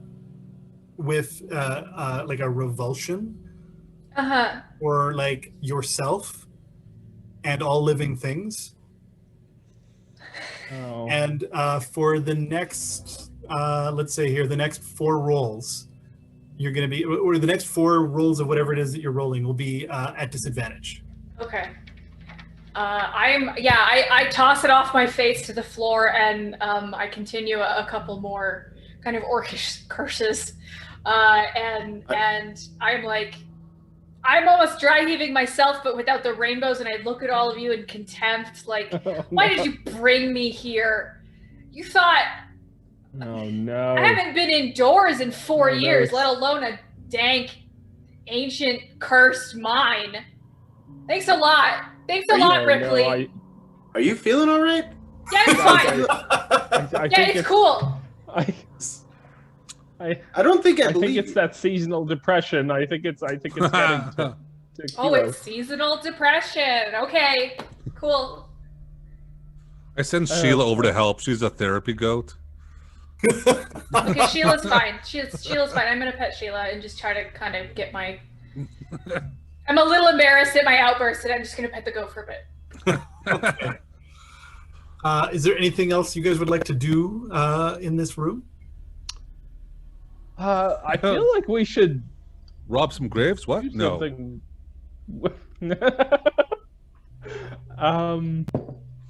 I feel like we should do something with this mask, right? Like, we can't just leave it here. What if someone else comes across it? that seems irresponsible to just leave it, right? I'm not touching it again, but you should destroy it. Can I go over and take a look at it, like, Sure. without putting it on my face? Yes. Well, I mean, you probably That's won't not have a supposed bunch to be. of bunnies forcing you face first into it, so that'll probably be. Who Yeah. knows? Well, stranger things have happened. True. So you get closer to it. Actually, you see that once Aquilo threw it off, it actually chipped a bit on the stone floor. But it's sitting there. It's actually kind of got like a weird low level glow. It's kind of like thrumming, like a heartbeat. Can I find the chipped piece? Yep. Is Yeah, it it's also like glowing and thrumming? And No, it's not. but the rest of the mask is. Yes. Can I bring the little piece close to the mask? You can, yeah. So like, as you bring it closer, like even how do I put this? Like so, like you do notice that it does start to thrum in connection with, but it never, even when you're bringing it, like touching it, it still doesn't match the same total frequency and brightness. So like now that it's broken off, it's not exactly the same. Hey, guys, what do you think if I just punch this thing into the ground? I Why might use a don't we use an weapon. object? Yeah, let's use an object. Yeah. I'll do it. I'll get my axe. Let me hand axe this thing. Oh, you know what? I'm gonna shoot it with a crossbow. All right, I place it back on the pedestal like a can in the farmyard, you know. Yes. Yeah. Yeah. Load up my crossbow. All right. I'm going to give you, let's do an attack roll for it, but let's do it with advantage because, like, you're not in combat. Oh, thank And, God, like, because I take rolled a turn. 1 and a 6. Okay. Did you say a D20, Okay. Lorian? Okay, look, guys, that was a practice round. Practice bowl. Okay. One more time. My D20s are literally jumping off the table right now. Oh, I'm still in 20. a bad mood, so I'm like, Hit it ugh. with a 20. Natural try. hit. There we go. Then- I won't do it. Let's hope that there's a critical hit against an actual monster here soon. But with that bolt, you've the bolt flies straight and true, hits it in the right spot. It cracks open, breaks apart, and the pieces fall down onto the floor of the. And as the pieces of the mask fall away Oh, and crumble boy. onto the floor, as you raise your hands in celebration, Cornelius, you realize that one of them is a shillelagh. Onward, heroes. Ah, my shillelagh hands! I'm not supposed to come back, but that was really funny. Love it. Okay. Is that a meat tenderizer? No, it's a shillelagh. Oh, sorry. I'm like, oh, you would have a shillelagh. I'm in a mood now. It's a meat tenderizer, which is also what shillelaghs do. Yeah, that's Yeah. true. Yeah, That's all I was asking. Kind of a multi-purpose tool, really. Exactly. One for tenderizing, one for flaying. Right?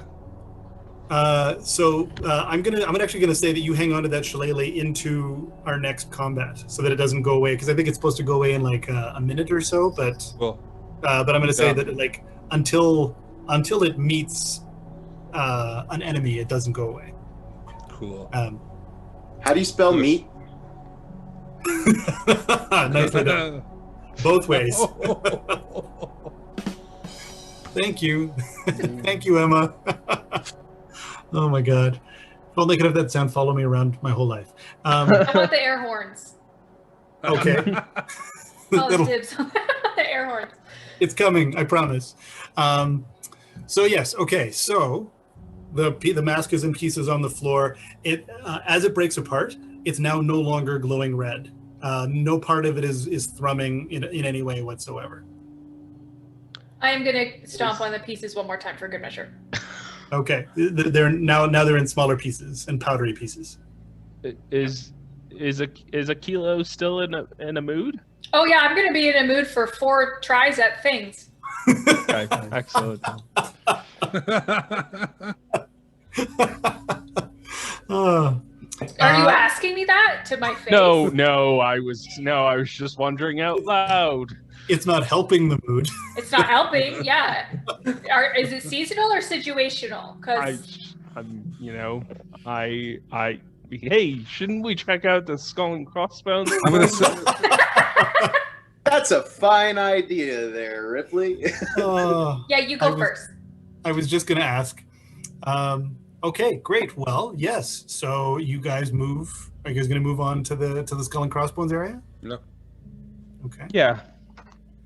What kind of marching order would you guys happen to be in on your way to such an area?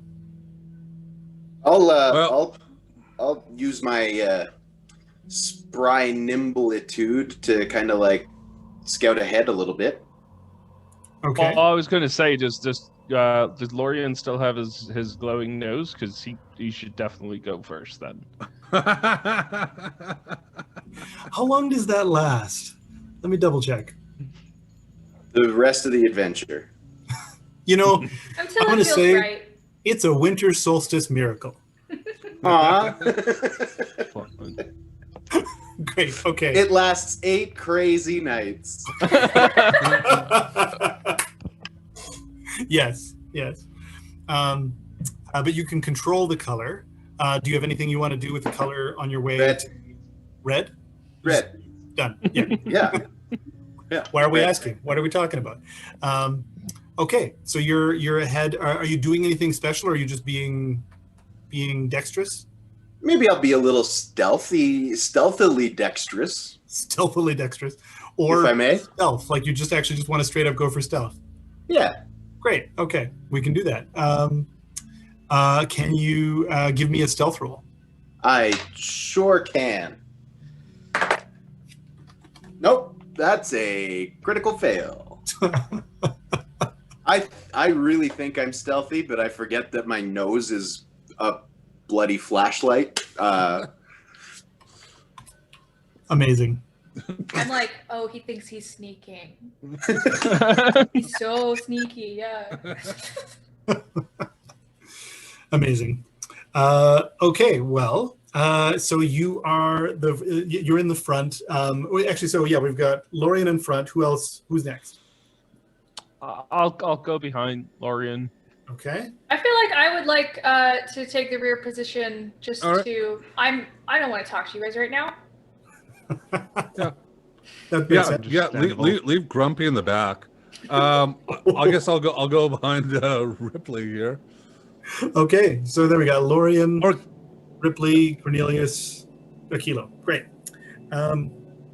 All right, so you continue to move on deeper and deeper into the mine, and so it's like you're moving quite a long ways. Like you're moving almost probably between coming into the mine, going down the shaft, and then back through like probably almost a mile of traveling through these mine shafts. And the closer and closer that you get towards where the skull and crossbones are, the more the construction starts to match what you saw back in that evil mask room. And it starts to get more and more, instead of that dwarven mine construction, it becomes a little more like almost like very plain in a way. Like if IKEA made dungeon mithril mines, this would be like, it'd be very, very minimalist.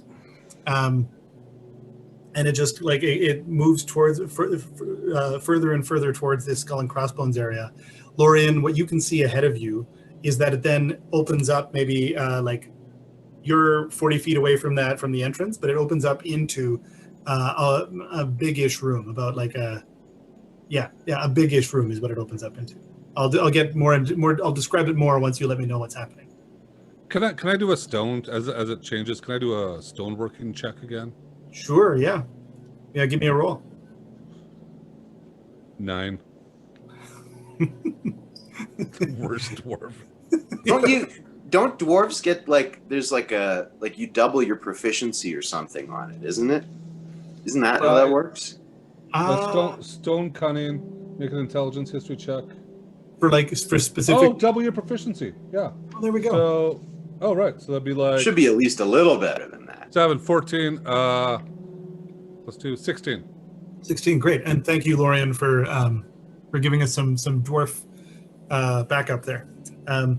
Okay. So what is it? So you're getting a sense of like the stone construction? Yeah. Okay. So yeah. And it's history. And it's history. Well, I mean, like there's only so much you can glean from that construction, but what you are getting is that this is obviously not dwarven, but it's specifically an older form of construction, like that's actually older than most of the races in Eberron, and dates back to from what you can remember, it dates back to some of the monstrous and demonic forces of Eberron. I'm going to mention that to the group, guys. The stonework is really old, potentially really evil, and it's really long to get to the big room. Well, you talk about stones a lot, don't you? It's kind of your thing. It's kind of my thing. I think they rock. Oh God! It's well said. I was Okay. hoping for a sound effect, but I don't think. Oh, there we go. I was going to say, I don't think we can hear drums and cymbals in this deep in the mine, but I guess we can. That was great. Okay. So that's So you let them know that bit of information. Anything else that you want to do? No, I think it's evil, guys. Let's check it out.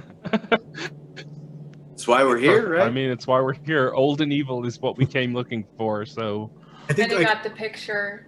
I think this last little section here is basically synopsizes D&D in general. Let's go and get it. It's old. Let's go and deal with it. Mhm. But yes, okay. So, yeah, what's next? You've disclosed this information, Lorian. Are you going to continue to move forward? Yeah, describe for me what's happening. Sorry. So you said that this hallway just like opens up into a really, really big room. Are we like at this at the center of the wall? Are we like? Oh yeah. Wall? So from like what you see, like it goes forward. How do I do it for the camera or do I do it for myself? We'll just do it from your perspective. That's fine. Okay, We'll figure it out. Like stage left? No. So anyway, the hallway moves forward. The hallway you're in moves forward, and from what you can tell, it just opens outwards. Like you can't, like you're not alongside a corner or anything like that. It just opens outwards. Okay. I'll move up to the edge of the wall, like where it opens up, and kind of like shine my flashlight left and right and see if I can get a better sense of the size of the room or what the contents might be. Okay. So what you see is a dais that's about like maybe 3 feet higher than the stone floor, and on top of that dais is sort of a longer like rectangular altar, and on top of that rectangular altar is a armored form lying there, like in sort of in state. It's holding its sword on its chest. The bits that aren't armored are wrapped in bandages. It's not moving, but standing in front of it are two hulking, medium-sized but big forms in leather armor. That as soon as you whip your nose in, with your nose so bright, they turn around and look at you. They were looking down at the armor, but then now they turn and look at you. Guys? Yeah. Okay, I'll run in and punch some hulks. oh gosh. Okay. Let's do this. Okay, you're just before that happens, the one that looks at you, or the two of them that look at you rather, one of them looks you in the eyes and says, "Have you brought it to us?" And roll for initiative. Brought what? This would be where you roll for initiative. 17. 17.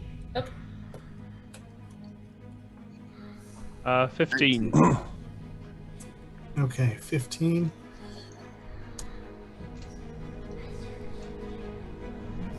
Oh my God, we got some epic. What do you call that? Carol of the Bells. Carol of the Carol of the Bells. Bells. Carol of the Bells is like the most epic Christmas song I've always It's thought. the most epic song. Fact. Okay, what were the Lorian? What was your 19. 19? Okay. And Cornelius? 17. 17. Great. And Aquilo? 16. 16. Oh wow. Everybody's right in the same area here. And okay. So Lorian, you're the first to go. So yeah, they said, "Have you brought it to us?" And yeah, and then now it's your turn. How far away are they? The whole room is about 50 feet, about 50 feet square-ish. Along all the walls are banners, and on those banners are emblazoned the symbol that was the same symbol as that mask. We probably should have brought them the mask, but whatevs. Let's kill these guys. Yeah, we probably should have. Does anyone have a piece of the We mask? smashed it. Natural Suckers. 20. I got some of its attitude. That helps. Oh yeah. Bring the attitude. Well, there's only one way to find out. So these creatures are within 30 feet of me. Oh, Oh, yes. hello. Hello. Hi. It's like you moved so fast that you just momentarily disappeared. They're within about so the whole thing is about 50 feet square. So they're in the center. So they're about 25 feet away from you. Okay, without moving forward, I'm going to use a flurry of blows and punch some radiant light towards the one on the left. All right. That's a 23 to hit for the first. Okay. Healing. Ooh. That's 5 points of radiant damage. Okay. Only a 12 on the second. Okay. That is that misses them. They bash it away with this shield that's got this green claw on it. Oof. Dang it. And the third. Ooh, yeah, that's a 24 to hit. Smack. Dealing 6 points of radiant damage for Nice. 11 total. Excellent. Okay. Yeah. So they just turned and looked at you. They asked you if you brought it, and then you punched them twice in the face without moving from your position. And I'll kind of like Brought the whoop just, like ass. move to the left, like strafe along the wall, Right. and try to keep about 30 feet between myself and them. Fair enough. All right. So and then Cornelius. Oh man. Can I make a suggestion? Can I say something to you? Yeah. Stay back. Yeah. Fair enough. I can't load my crossbow with my shillelagh hand. Well, I got a couple That sounds extra like a handouts. you problem. The attitude's back. Well, you know, I'm gonna stay back, but I'm gonna cast Hunter's Mark on one of those. Oh, I got a fog cloud too. What are we doing in this thing? We gotta drop off an amulet? Why do we gotta kill? Okay. So because we're in combat, I'm going to say you need to decide one thing in the next 5 seconds. I'll cast Hunter's Mark on the left one, Okay, great. just in case we gotta take him down. Okay, that one's got a mark on it. And Aquilo. Hey, I am going to shout, "Don't move," at the two figures, and also kind of at the metal, like the prone suit of armor. Okay. And I'm going to cast Spike Growth centered on them, so it's 20 feet radius. The ground around the dais, rises up with kind of, I would actually say, less thorns and more needles rising up from the ground. It becomes difficult terrain for up to 10 minutes. And any creature that moves into or within that area takes 2d4 piercing damage for every 5 feet that it travels. It's also camouflaged. As it is needles, it's less visible. So any creature that can't see the area that the spell is cast in, or I'm hoping that is not yet awakened, well, the spell has been casting, if this is not just a decorative suit of armor, as there are so many of in D&D, they have to make a wisdom perception check against my spell save DC to recognize that there is a problem with it. Fair enough. And so does it do anything to them until they move? No. Okay, great. Cool. Great. Okay. And you don't need to roll anything for that spell? No, it just happens. Well played. Are you going to choose all the spells that don't require rolls for? Maybe. Maybe. I just want to keep them there so I can roll my ones in the corner. Roll my ones in the corner. Nice. Okay. All right. So it's their turn. The two of them start to shamble forward. And so what was it again? That 2d4? 4. For every 5 feet. For every 5 feet. Well, they're only going to go 5 feet, and they're going to realize this sucks and stop moving. But they're going to take 4 points each.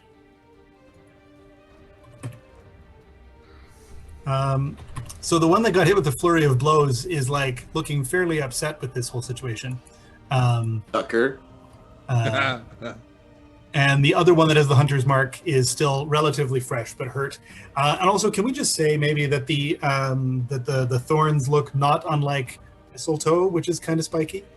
Sure. Yeah. Oh, Yeah, I'm just playing the seasonal thing a little too far, but whatever. I kissed Sheila. What's that? I said I kissed Sheila. You kissed Sheila. Sheila's been here the whole time. Right? Okay. Sheila, stay back. She's very polite, so you don't always notice. Fair, yeah. So they start to move forward, get hurt, and then stop right where they are. But then they touch a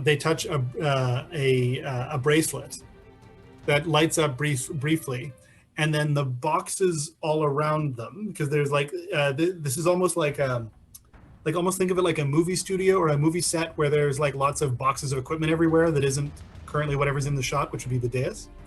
And so these boxes of equipment all sort of spring open, and toys start to come out, animated toys. But they're all kind of like out of place. So like, you know, it's like a train set with like square wheels, that kind of thing. And they're going to go after Ripley, so they'll have a turn after Ripley. But Ripley, it's your turn. I turn to the two leather-clad apes and I say, "Brought what?"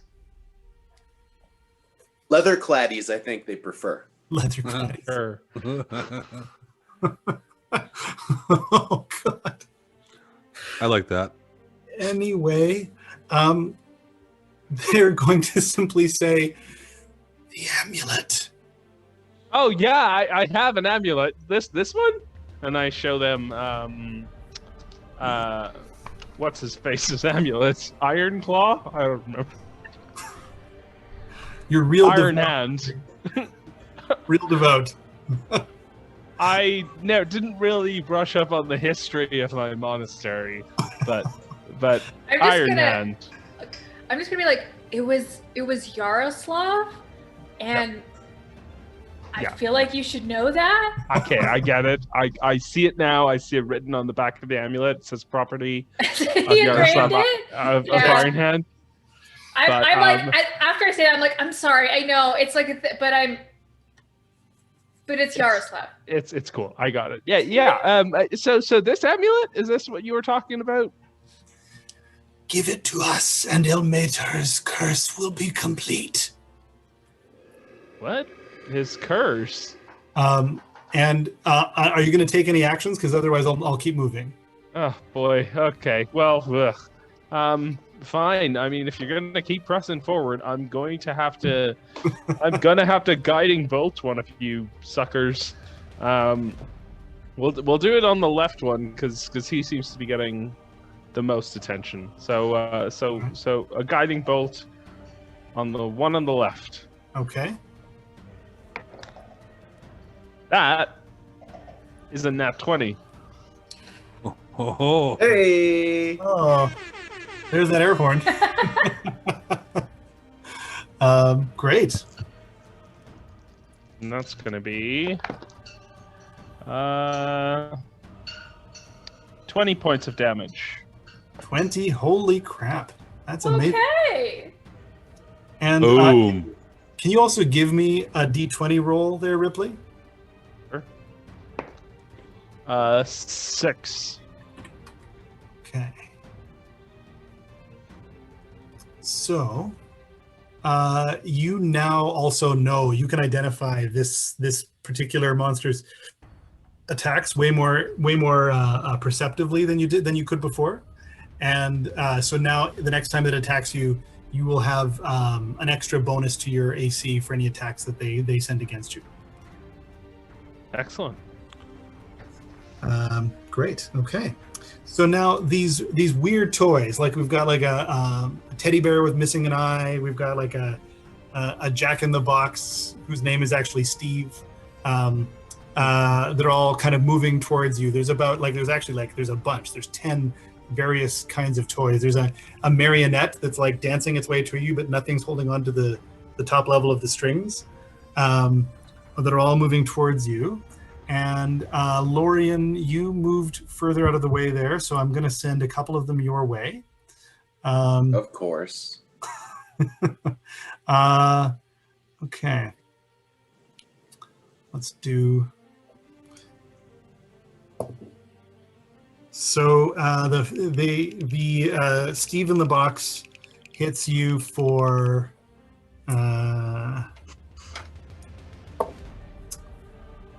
4 points of damage, and Dang it.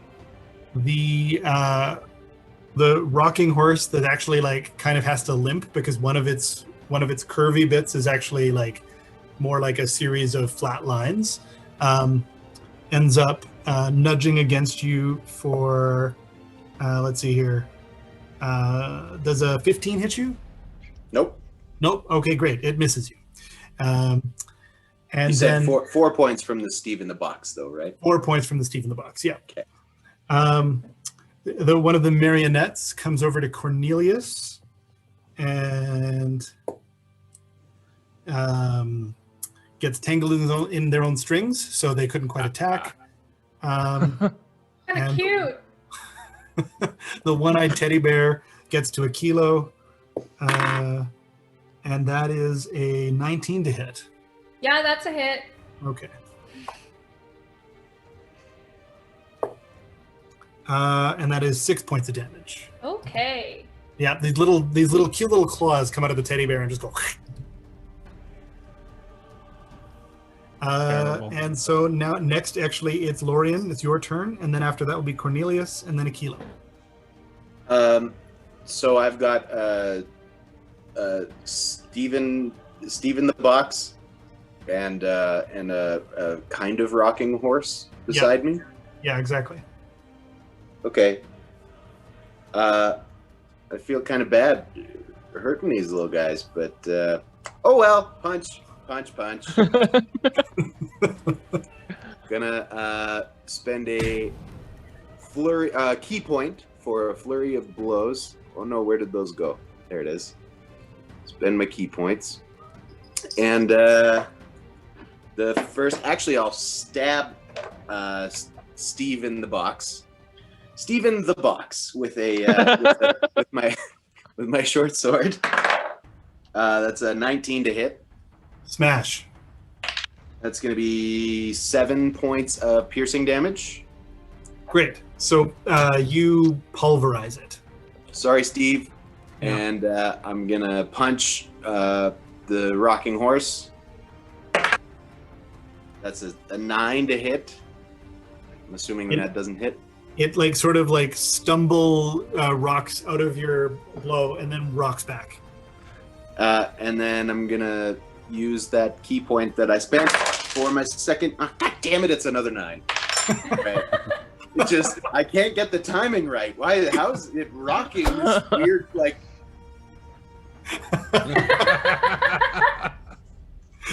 It's got your number. Cornelius. So what's around me? You've got the marionette in front of you. All right, it's shillelagh time.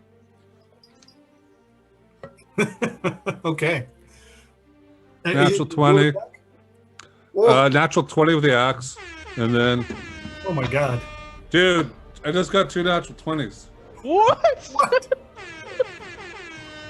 Okay. That's double the air You're supposed to horns. roll it in between, right? Yeah. I did. It's a lot. All like literally, I had 40 20s to start. They've all fallen off the table except this one. So, Good sign. The I roll damage. well, no, I'm gonna like honestly with how many hit points these things have and what you're gonna do, you blast it apart.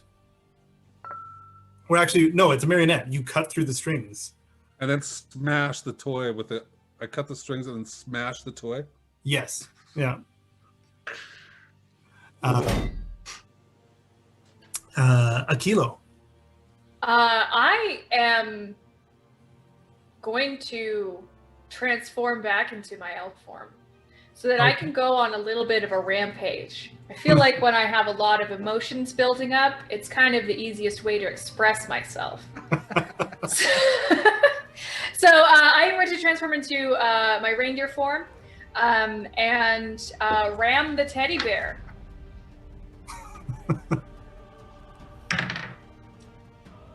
I have disadvantage, correct? Yes.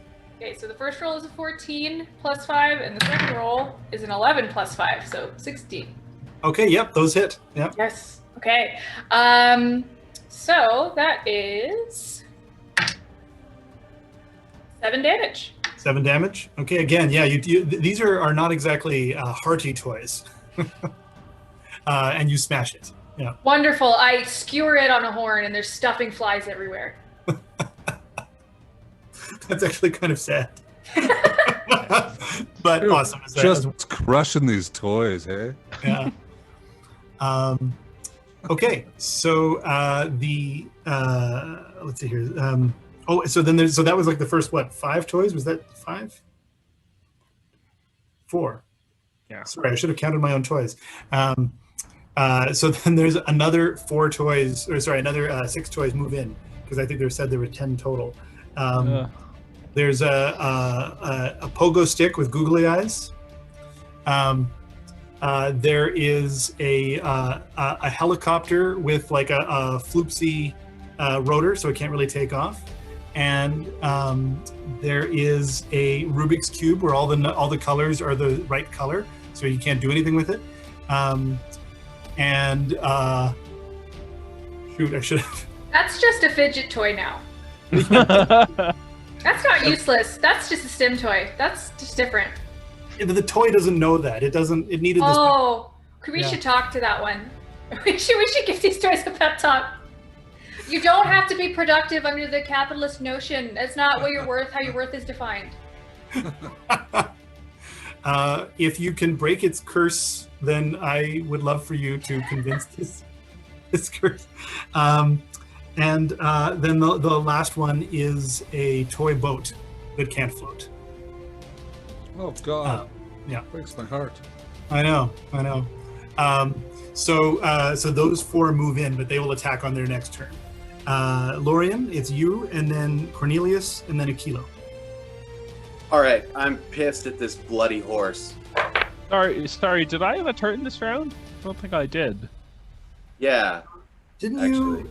Did I jump right over you? I thought they summoned the animals, and then you. Did I completely jump? I didn't go since they summoned the toys. Oh, I'm sorry. Yep, that's totally my bad. Okay, yeah, sorry, Ripley. I'll mulligan that. Let's go back. I'm still pissed at that horse, though. Yeah. So how far are these the next 4? How far are they from us? The next 4 toys are they're now closing. So like the first group were already close and they came in. They skirted around the edges of the mistletoe patch. And how long does that mistletoe patch last, by the way? It lasts for, I believe it was 10 minutes, but let me double check. Yeah, up to 10 minutes. Okay, great. So a while, a while for combat. They've been skirting that, and these other ones are now they're within 10 feet of each of you. Yes, Aquilo? Do the toys know? Because if they didn't see me cast a spell, they don't know that it's bad. They have to do a wisdom. They have to do a perception check. The toys are not conscious. Like they're being controlled. Okay. Yeah. Okay. Yeah. I feel even worse for them now. Sorry. So Ripley, what did you want to do? I'm gonna use Sacred Flame, full cantrip. I'm gonna point it at. I'm gonna say the boat that can't float. Needs to do a dexterity saving throw. See how dexterous this boat is. And what's your spell save? 12. 12? Okay, well, I mean, it's a good thing that he can't float because he's not on water because he dodged. He like, I'm not sure how. He like, sort of like the boat just sort of like, I don't know, like somehow convulses. It hops backwards out away from your guiding bolt. Or, sorry, right. Sacred Flame. That's Yeah. cool. Sorry. Okay, so now that we've mulliganed that, we'll go again to Lorian, and then Cornelius, and then Aquilo. The boat was taking notes from this horse, is what it was doing. It just like did a little like rocky side to side of its own. Anyway, I'm gonna punch It's the like horse. that Muhammad Ali, like the rope-a-dope. Yeah. Yeah. I'm gonna stab the horse with my short sword. That's a 18 to hit. Okay. Yep, that hits. Okay. That's gonna be yeah. I'm very upset. That's 10 points of piercing damage. That rocking horse is in splinters now. Good. Heck yeah.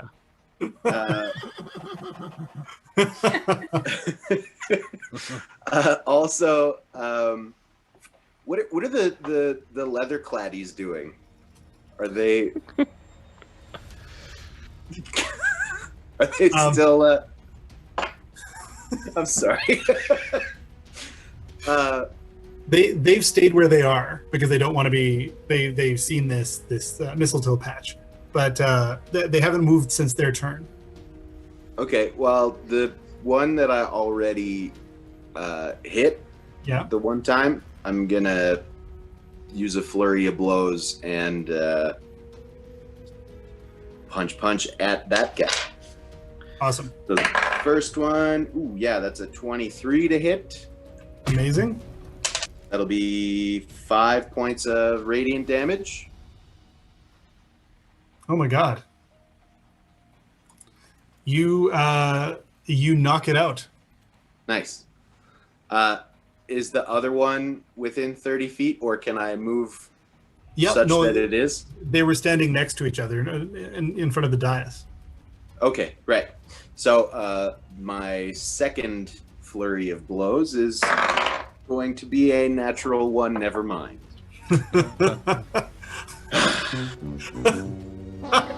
That was turning out so well. Yeah, right? We had too many 20s. No yeah, kidding. that's fair. The great equalizer must, Yeah. Fate is give the it harsh or take it mistress. away. There's actually only now 2 toys left because the other ones, essentially half of what was left fell down unanimated once that other armored figure fell over. Oh, I shouldn't have stabbed the horse. Or Steven. Poor Steven. What was I going to mention? Okay, yeah, now it's Cornelius's turn. What's close to me? Are there's 2 toys left?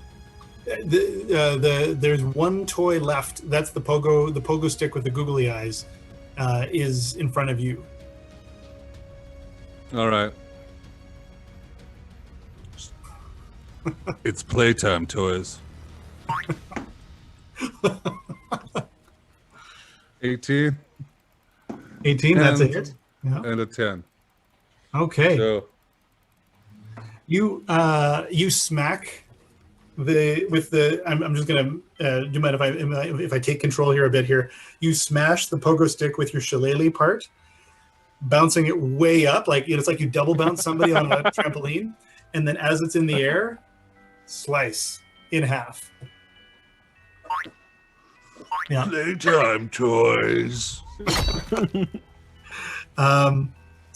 Aquilo, there's now no toys are left because the other ones are now unanimated, and he's killed the other one, the last one. Wonderful. I will need to see if I can do any ranged abilities. I can. So I am going to cast Frostbite at the other figure clad in leather.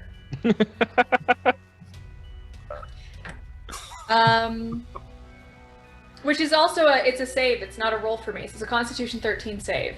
Oh, okay. All right. So I snort a frozen cloud of winter mist at this leather-clad figure. Okay. And yeah, it can't beat that at all. It stands and is hit by the full force. Wonderful. That is 1 cold damage, and it has disadvantage on the next weapon attack roll it makes before the end of its next turn. Okay, great. One point of cold damage, just to be It's to a really little chilly. Okay. Yes, Great. it is cold. Yeah, very chilly. Brr. Great. Okay, so now it will decide to push through. So it's a difficult terrain for what, 10 minutes we said? Yeah. Or 8 minutes? And let me see. Yeah, it's difficult terrain, and every 5 feet it takes 2d4 piercing damage. 2d4, and it's 20 feet? Yeah. Okay. So it already moved 5, and you cast it on the center of them, right? Yeah. Okay, great. So I'm going to say then that if it can move another 5, it'll get hurt, but then that'll take it out because it's a 20 diameter, which would make it a 10 radius. It's a 20-foot radius. Radius. Oh, 40 That's foot 40. diameter. damn it! Most of this room. But I Damn. said kidding. stay back. True enough. Okay.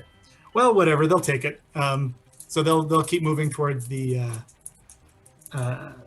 group. I so want to watch this thing walk itself to death. No kidding. And it's 1d8 or 2d4. 2d4. Which I guess you could do as a d8 if you... No, that's fine. Great. Okay. So yes, it winces through the pain. It's like it's now its face is clearly like there's no life in this anymore. Like it's clearly an animated being, but it still winces in this memory of pain as it moves towards you. Well, that's haunting. What is their move? Okay, so that's the first 5 feet.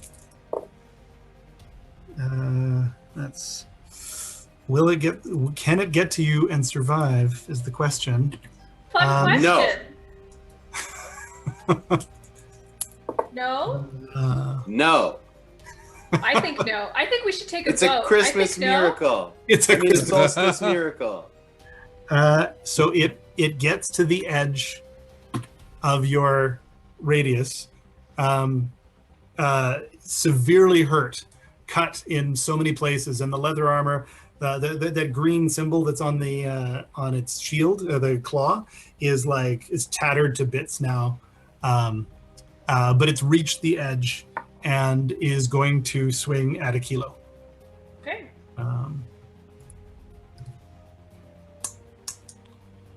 With disadvantage. Yes. Yeah.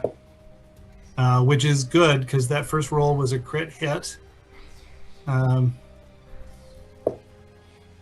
truly can't believe my abilities are working this well. So the first hit was a 20, or the first roll was a 20 and a 5. Ooh. So let's see what the second one is because it gets That 2 would attacks. hit. The first roll was a 5. Second roll was an 11. So yeah, so I don't think I hit you at all. No, my DC or my armor class is I guess 14 now because Yep. I'm no longer blessed. No. So yeah, you it totters its way through all of this pain and suffering, then swings at you twice and doesn't get anything. I kind of like take like one step back with like one hoof up, and I kind of snort at it like, please. Awesome. Ripley. Okay, so how far away are they? So you guys are all, I feel it's like none of you left that entrance other than Lorian, who kind of skirted around the wall. So you're all basically about like 5 or 10 feet from each other. You can move within range of this enemy. Okay.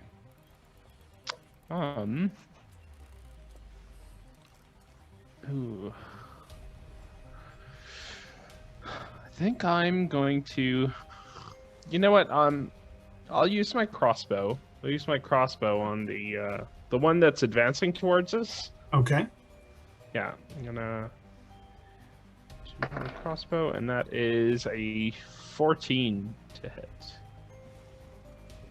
That hits. For 3 points of damage. 3 points of damage. After all of that struggling, this one crossbow bolt that like skirts, it's like it bounces off its temple, but that's enough. It's so weakened. And it topples back over into the thorny patch, dead. Excellent. Yeah. Very nice. So with that, you guys are now out of combat. I'm gonna maybe speed things up a little because we're getting close to the end of our night. So if you guys are okay with that, I'm just gonna fast forward through some things. I'm gonna ask you guys some what would your character do moments, but we're not gonna do as much of the introspective role play, if that's okay. Gotcha. Awesome. Great. So yes. So Ripley, the armored figure lying in front of you is actually Yaroslav, and the amulet is calling out to be placed with him. As you place it there, you are immediately hit with a vision that the abbot himself disturbed the mask room so as to cause this situation, because he thought it was time for Ilmater's prophecy to happen. So he forced it along. He pushed things faster than they should go. Eric. The room is now free of the taint of these undead creatures that have been trying to take control of Yaroslav and turn him into some sort of monstrous being, to try to take control of this amulet. So you've saved the town and the monastery. That tinnitus thing, that headache thing I was telling you guys about, as the amulet is placed with Yaroslav, it goes away. You now feel like it's like everybody can release a breath that they didn't know they were holding, and their shoulders are now not as tight as they were like a second ago. So things finally relax. You make your way back to the monastery. The head abbot, Ripley, puts himself at your mercy and says, I know what I've done is wrong. I know that now. What punishment do you request of me? Well, I mean, I don't know what to say. Like this is it's just incredible. Like I trusted you. You're the one who brought me into Ilmater's service in the first place, and it saddens me to see that you would do such a thing. I don't know how comfortable I feel with you leading this monastery.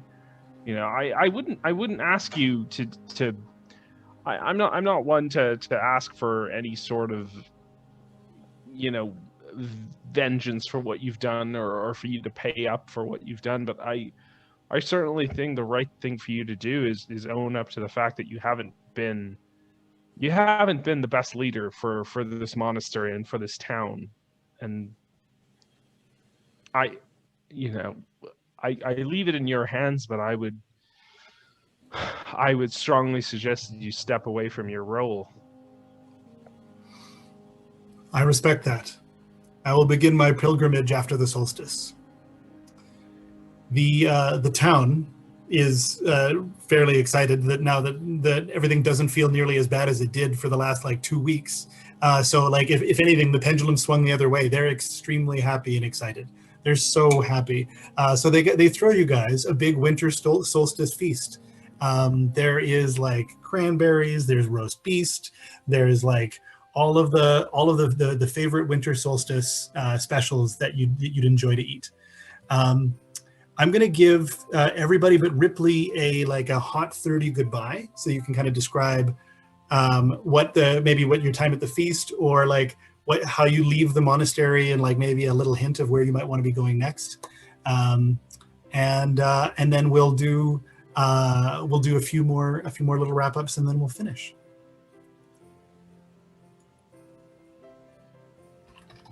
Okay. Well, if we don't have a specific order. Oh, sorry. No. Yes. Sorry. I was like, is there direction? No. But no, yeah. In that case, I first, as the feast is beginning, would like to go around to everyone and just kind of quietly and somewhat awkwardly apologize for my earlier behavior. I was somewhat cursed at the time. I understand that that's not an excuse. However, you will likely never see me again. I had a wonderful time adventuring with all of you. And tonight we will feast as siblings under the winter solstice. And when this night is over, when this revelry has completed, and after I have slept off the hangover that I am about to accumulate, I will be resuming my trek through the wilderness, my protection of these lands, these mountains, and rejoining the herd of elk or the herd of reindeer that I've been traveling with over the past several years. Amazing. I love that. I love actually imagining the herd of elk and reindeer that you're just kind of hanging out with, and maybe you look over at the camera, just give us a wink, and then keep on. Yeah, there's a as I walk away after the feast, there's a drift of snow as this herd of elk walk away, and then you can't see them anymore, and everyone sheds a single tear. It's very beautiful. Amazing. Cornelius, can you go next?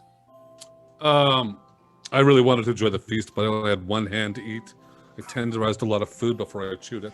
I just want to, I go to everybody, and I'm just I just want you all to know that you're my family.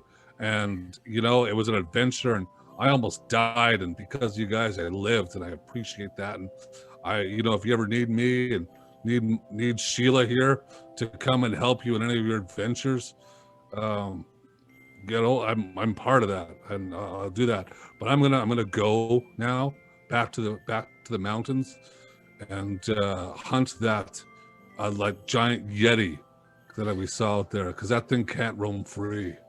So me and Sheila are gonna go. We're gonna milk Sheila before us. If you want fresh milk, let me know. She thanks you in advance for no bad sheep jokes. And good night. Nice.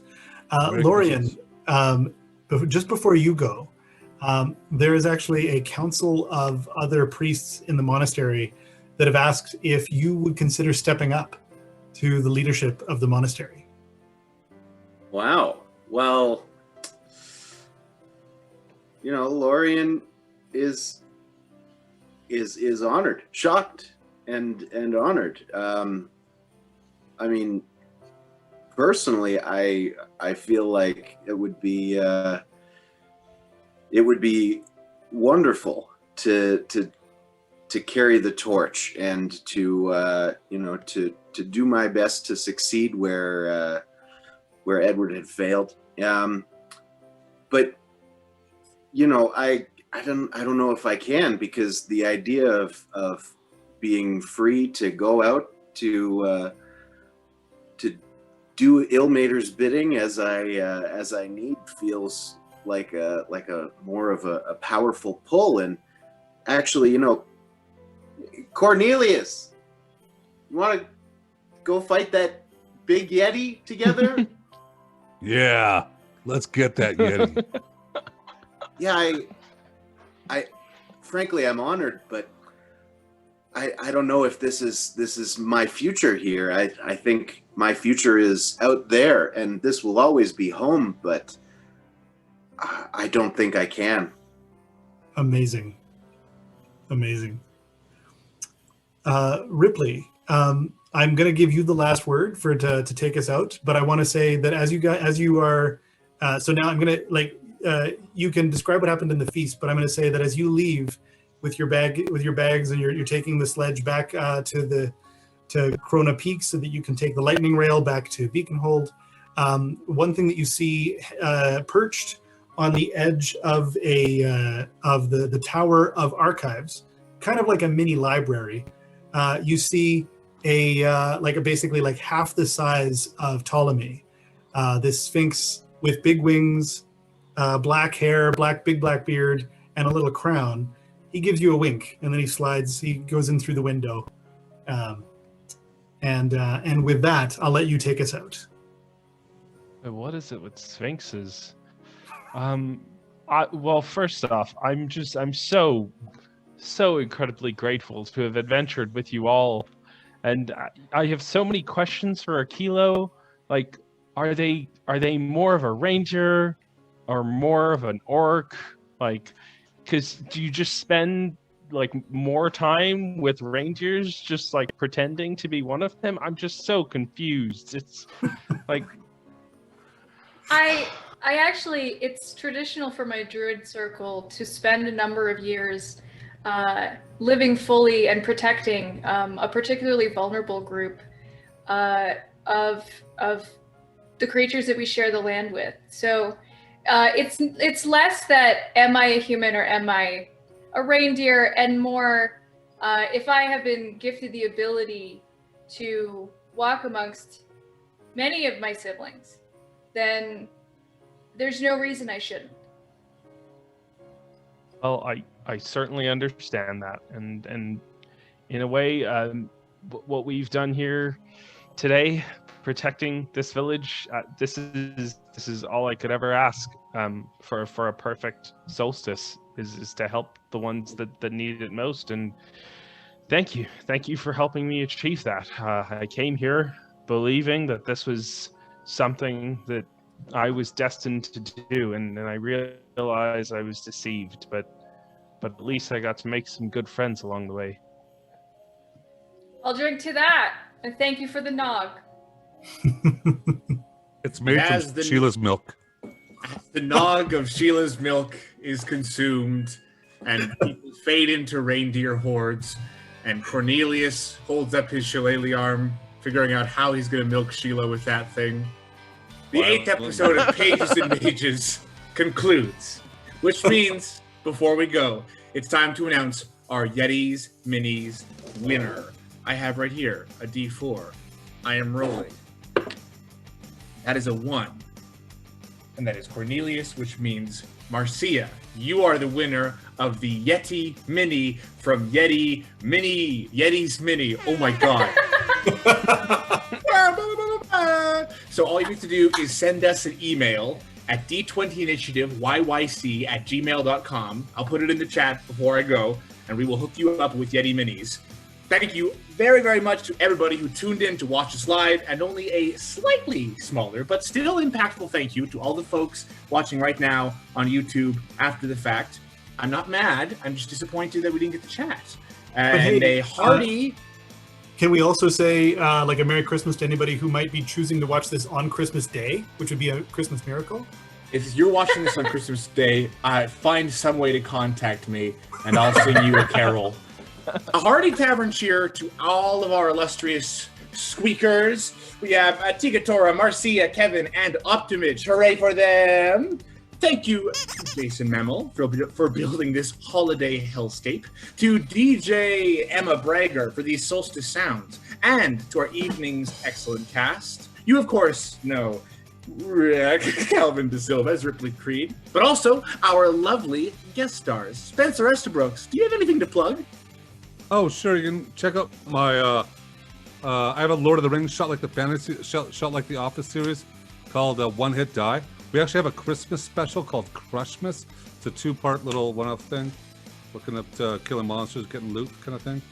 One Hit Die. Spencer Esterbrook as Cornelius Which Hammerhorn. Griffin Cork and Emma Braga were both in as well. That's right. See if you can find me in the chainmail. Aquilo Hart, Finn Lucullan, do you have anything to plug? I do. I am an artist and writer. You can find all of my various works. I've done character art for this show as well as the logo design. You can find all that stuff and commission me at lucullanart.com. It's just my last name, art.com. And you can read my webcomic. It's a queer space opera called Crash and Burn Comic. It's at cb-comic.com. It's so good. Yes. The D20 Initiative is a big fan of Finn. All graphic design, all character portraits, it's all Finn. They're the best. And, of course, Eric's Vilpis. Eric, do you have anything to plug? I guess so. Yes, I do didn't it. think about this part. Me neither. I'm a musician, performer. I record and produce music. If you need music created, or you are a music creator and need help with writing or teaching or anything like that, I do all of those things. You can find me at Evius Studios, EVIUS STUDIOS, on the Instagrams, and yeah. Find them on the Instagrams. I have been King Christmas, and I will say that Marcia did a great squeak and meant to make Cornelius drop the crossbow he was using to shoot the mask. Oh. Somebody missed the squeak, and it wasn't. We can't say for sure who it was. But you can tune into the next Pages and Mages episode on January 4th in the new year, and until then, stay safe, stay well, onward, heroes.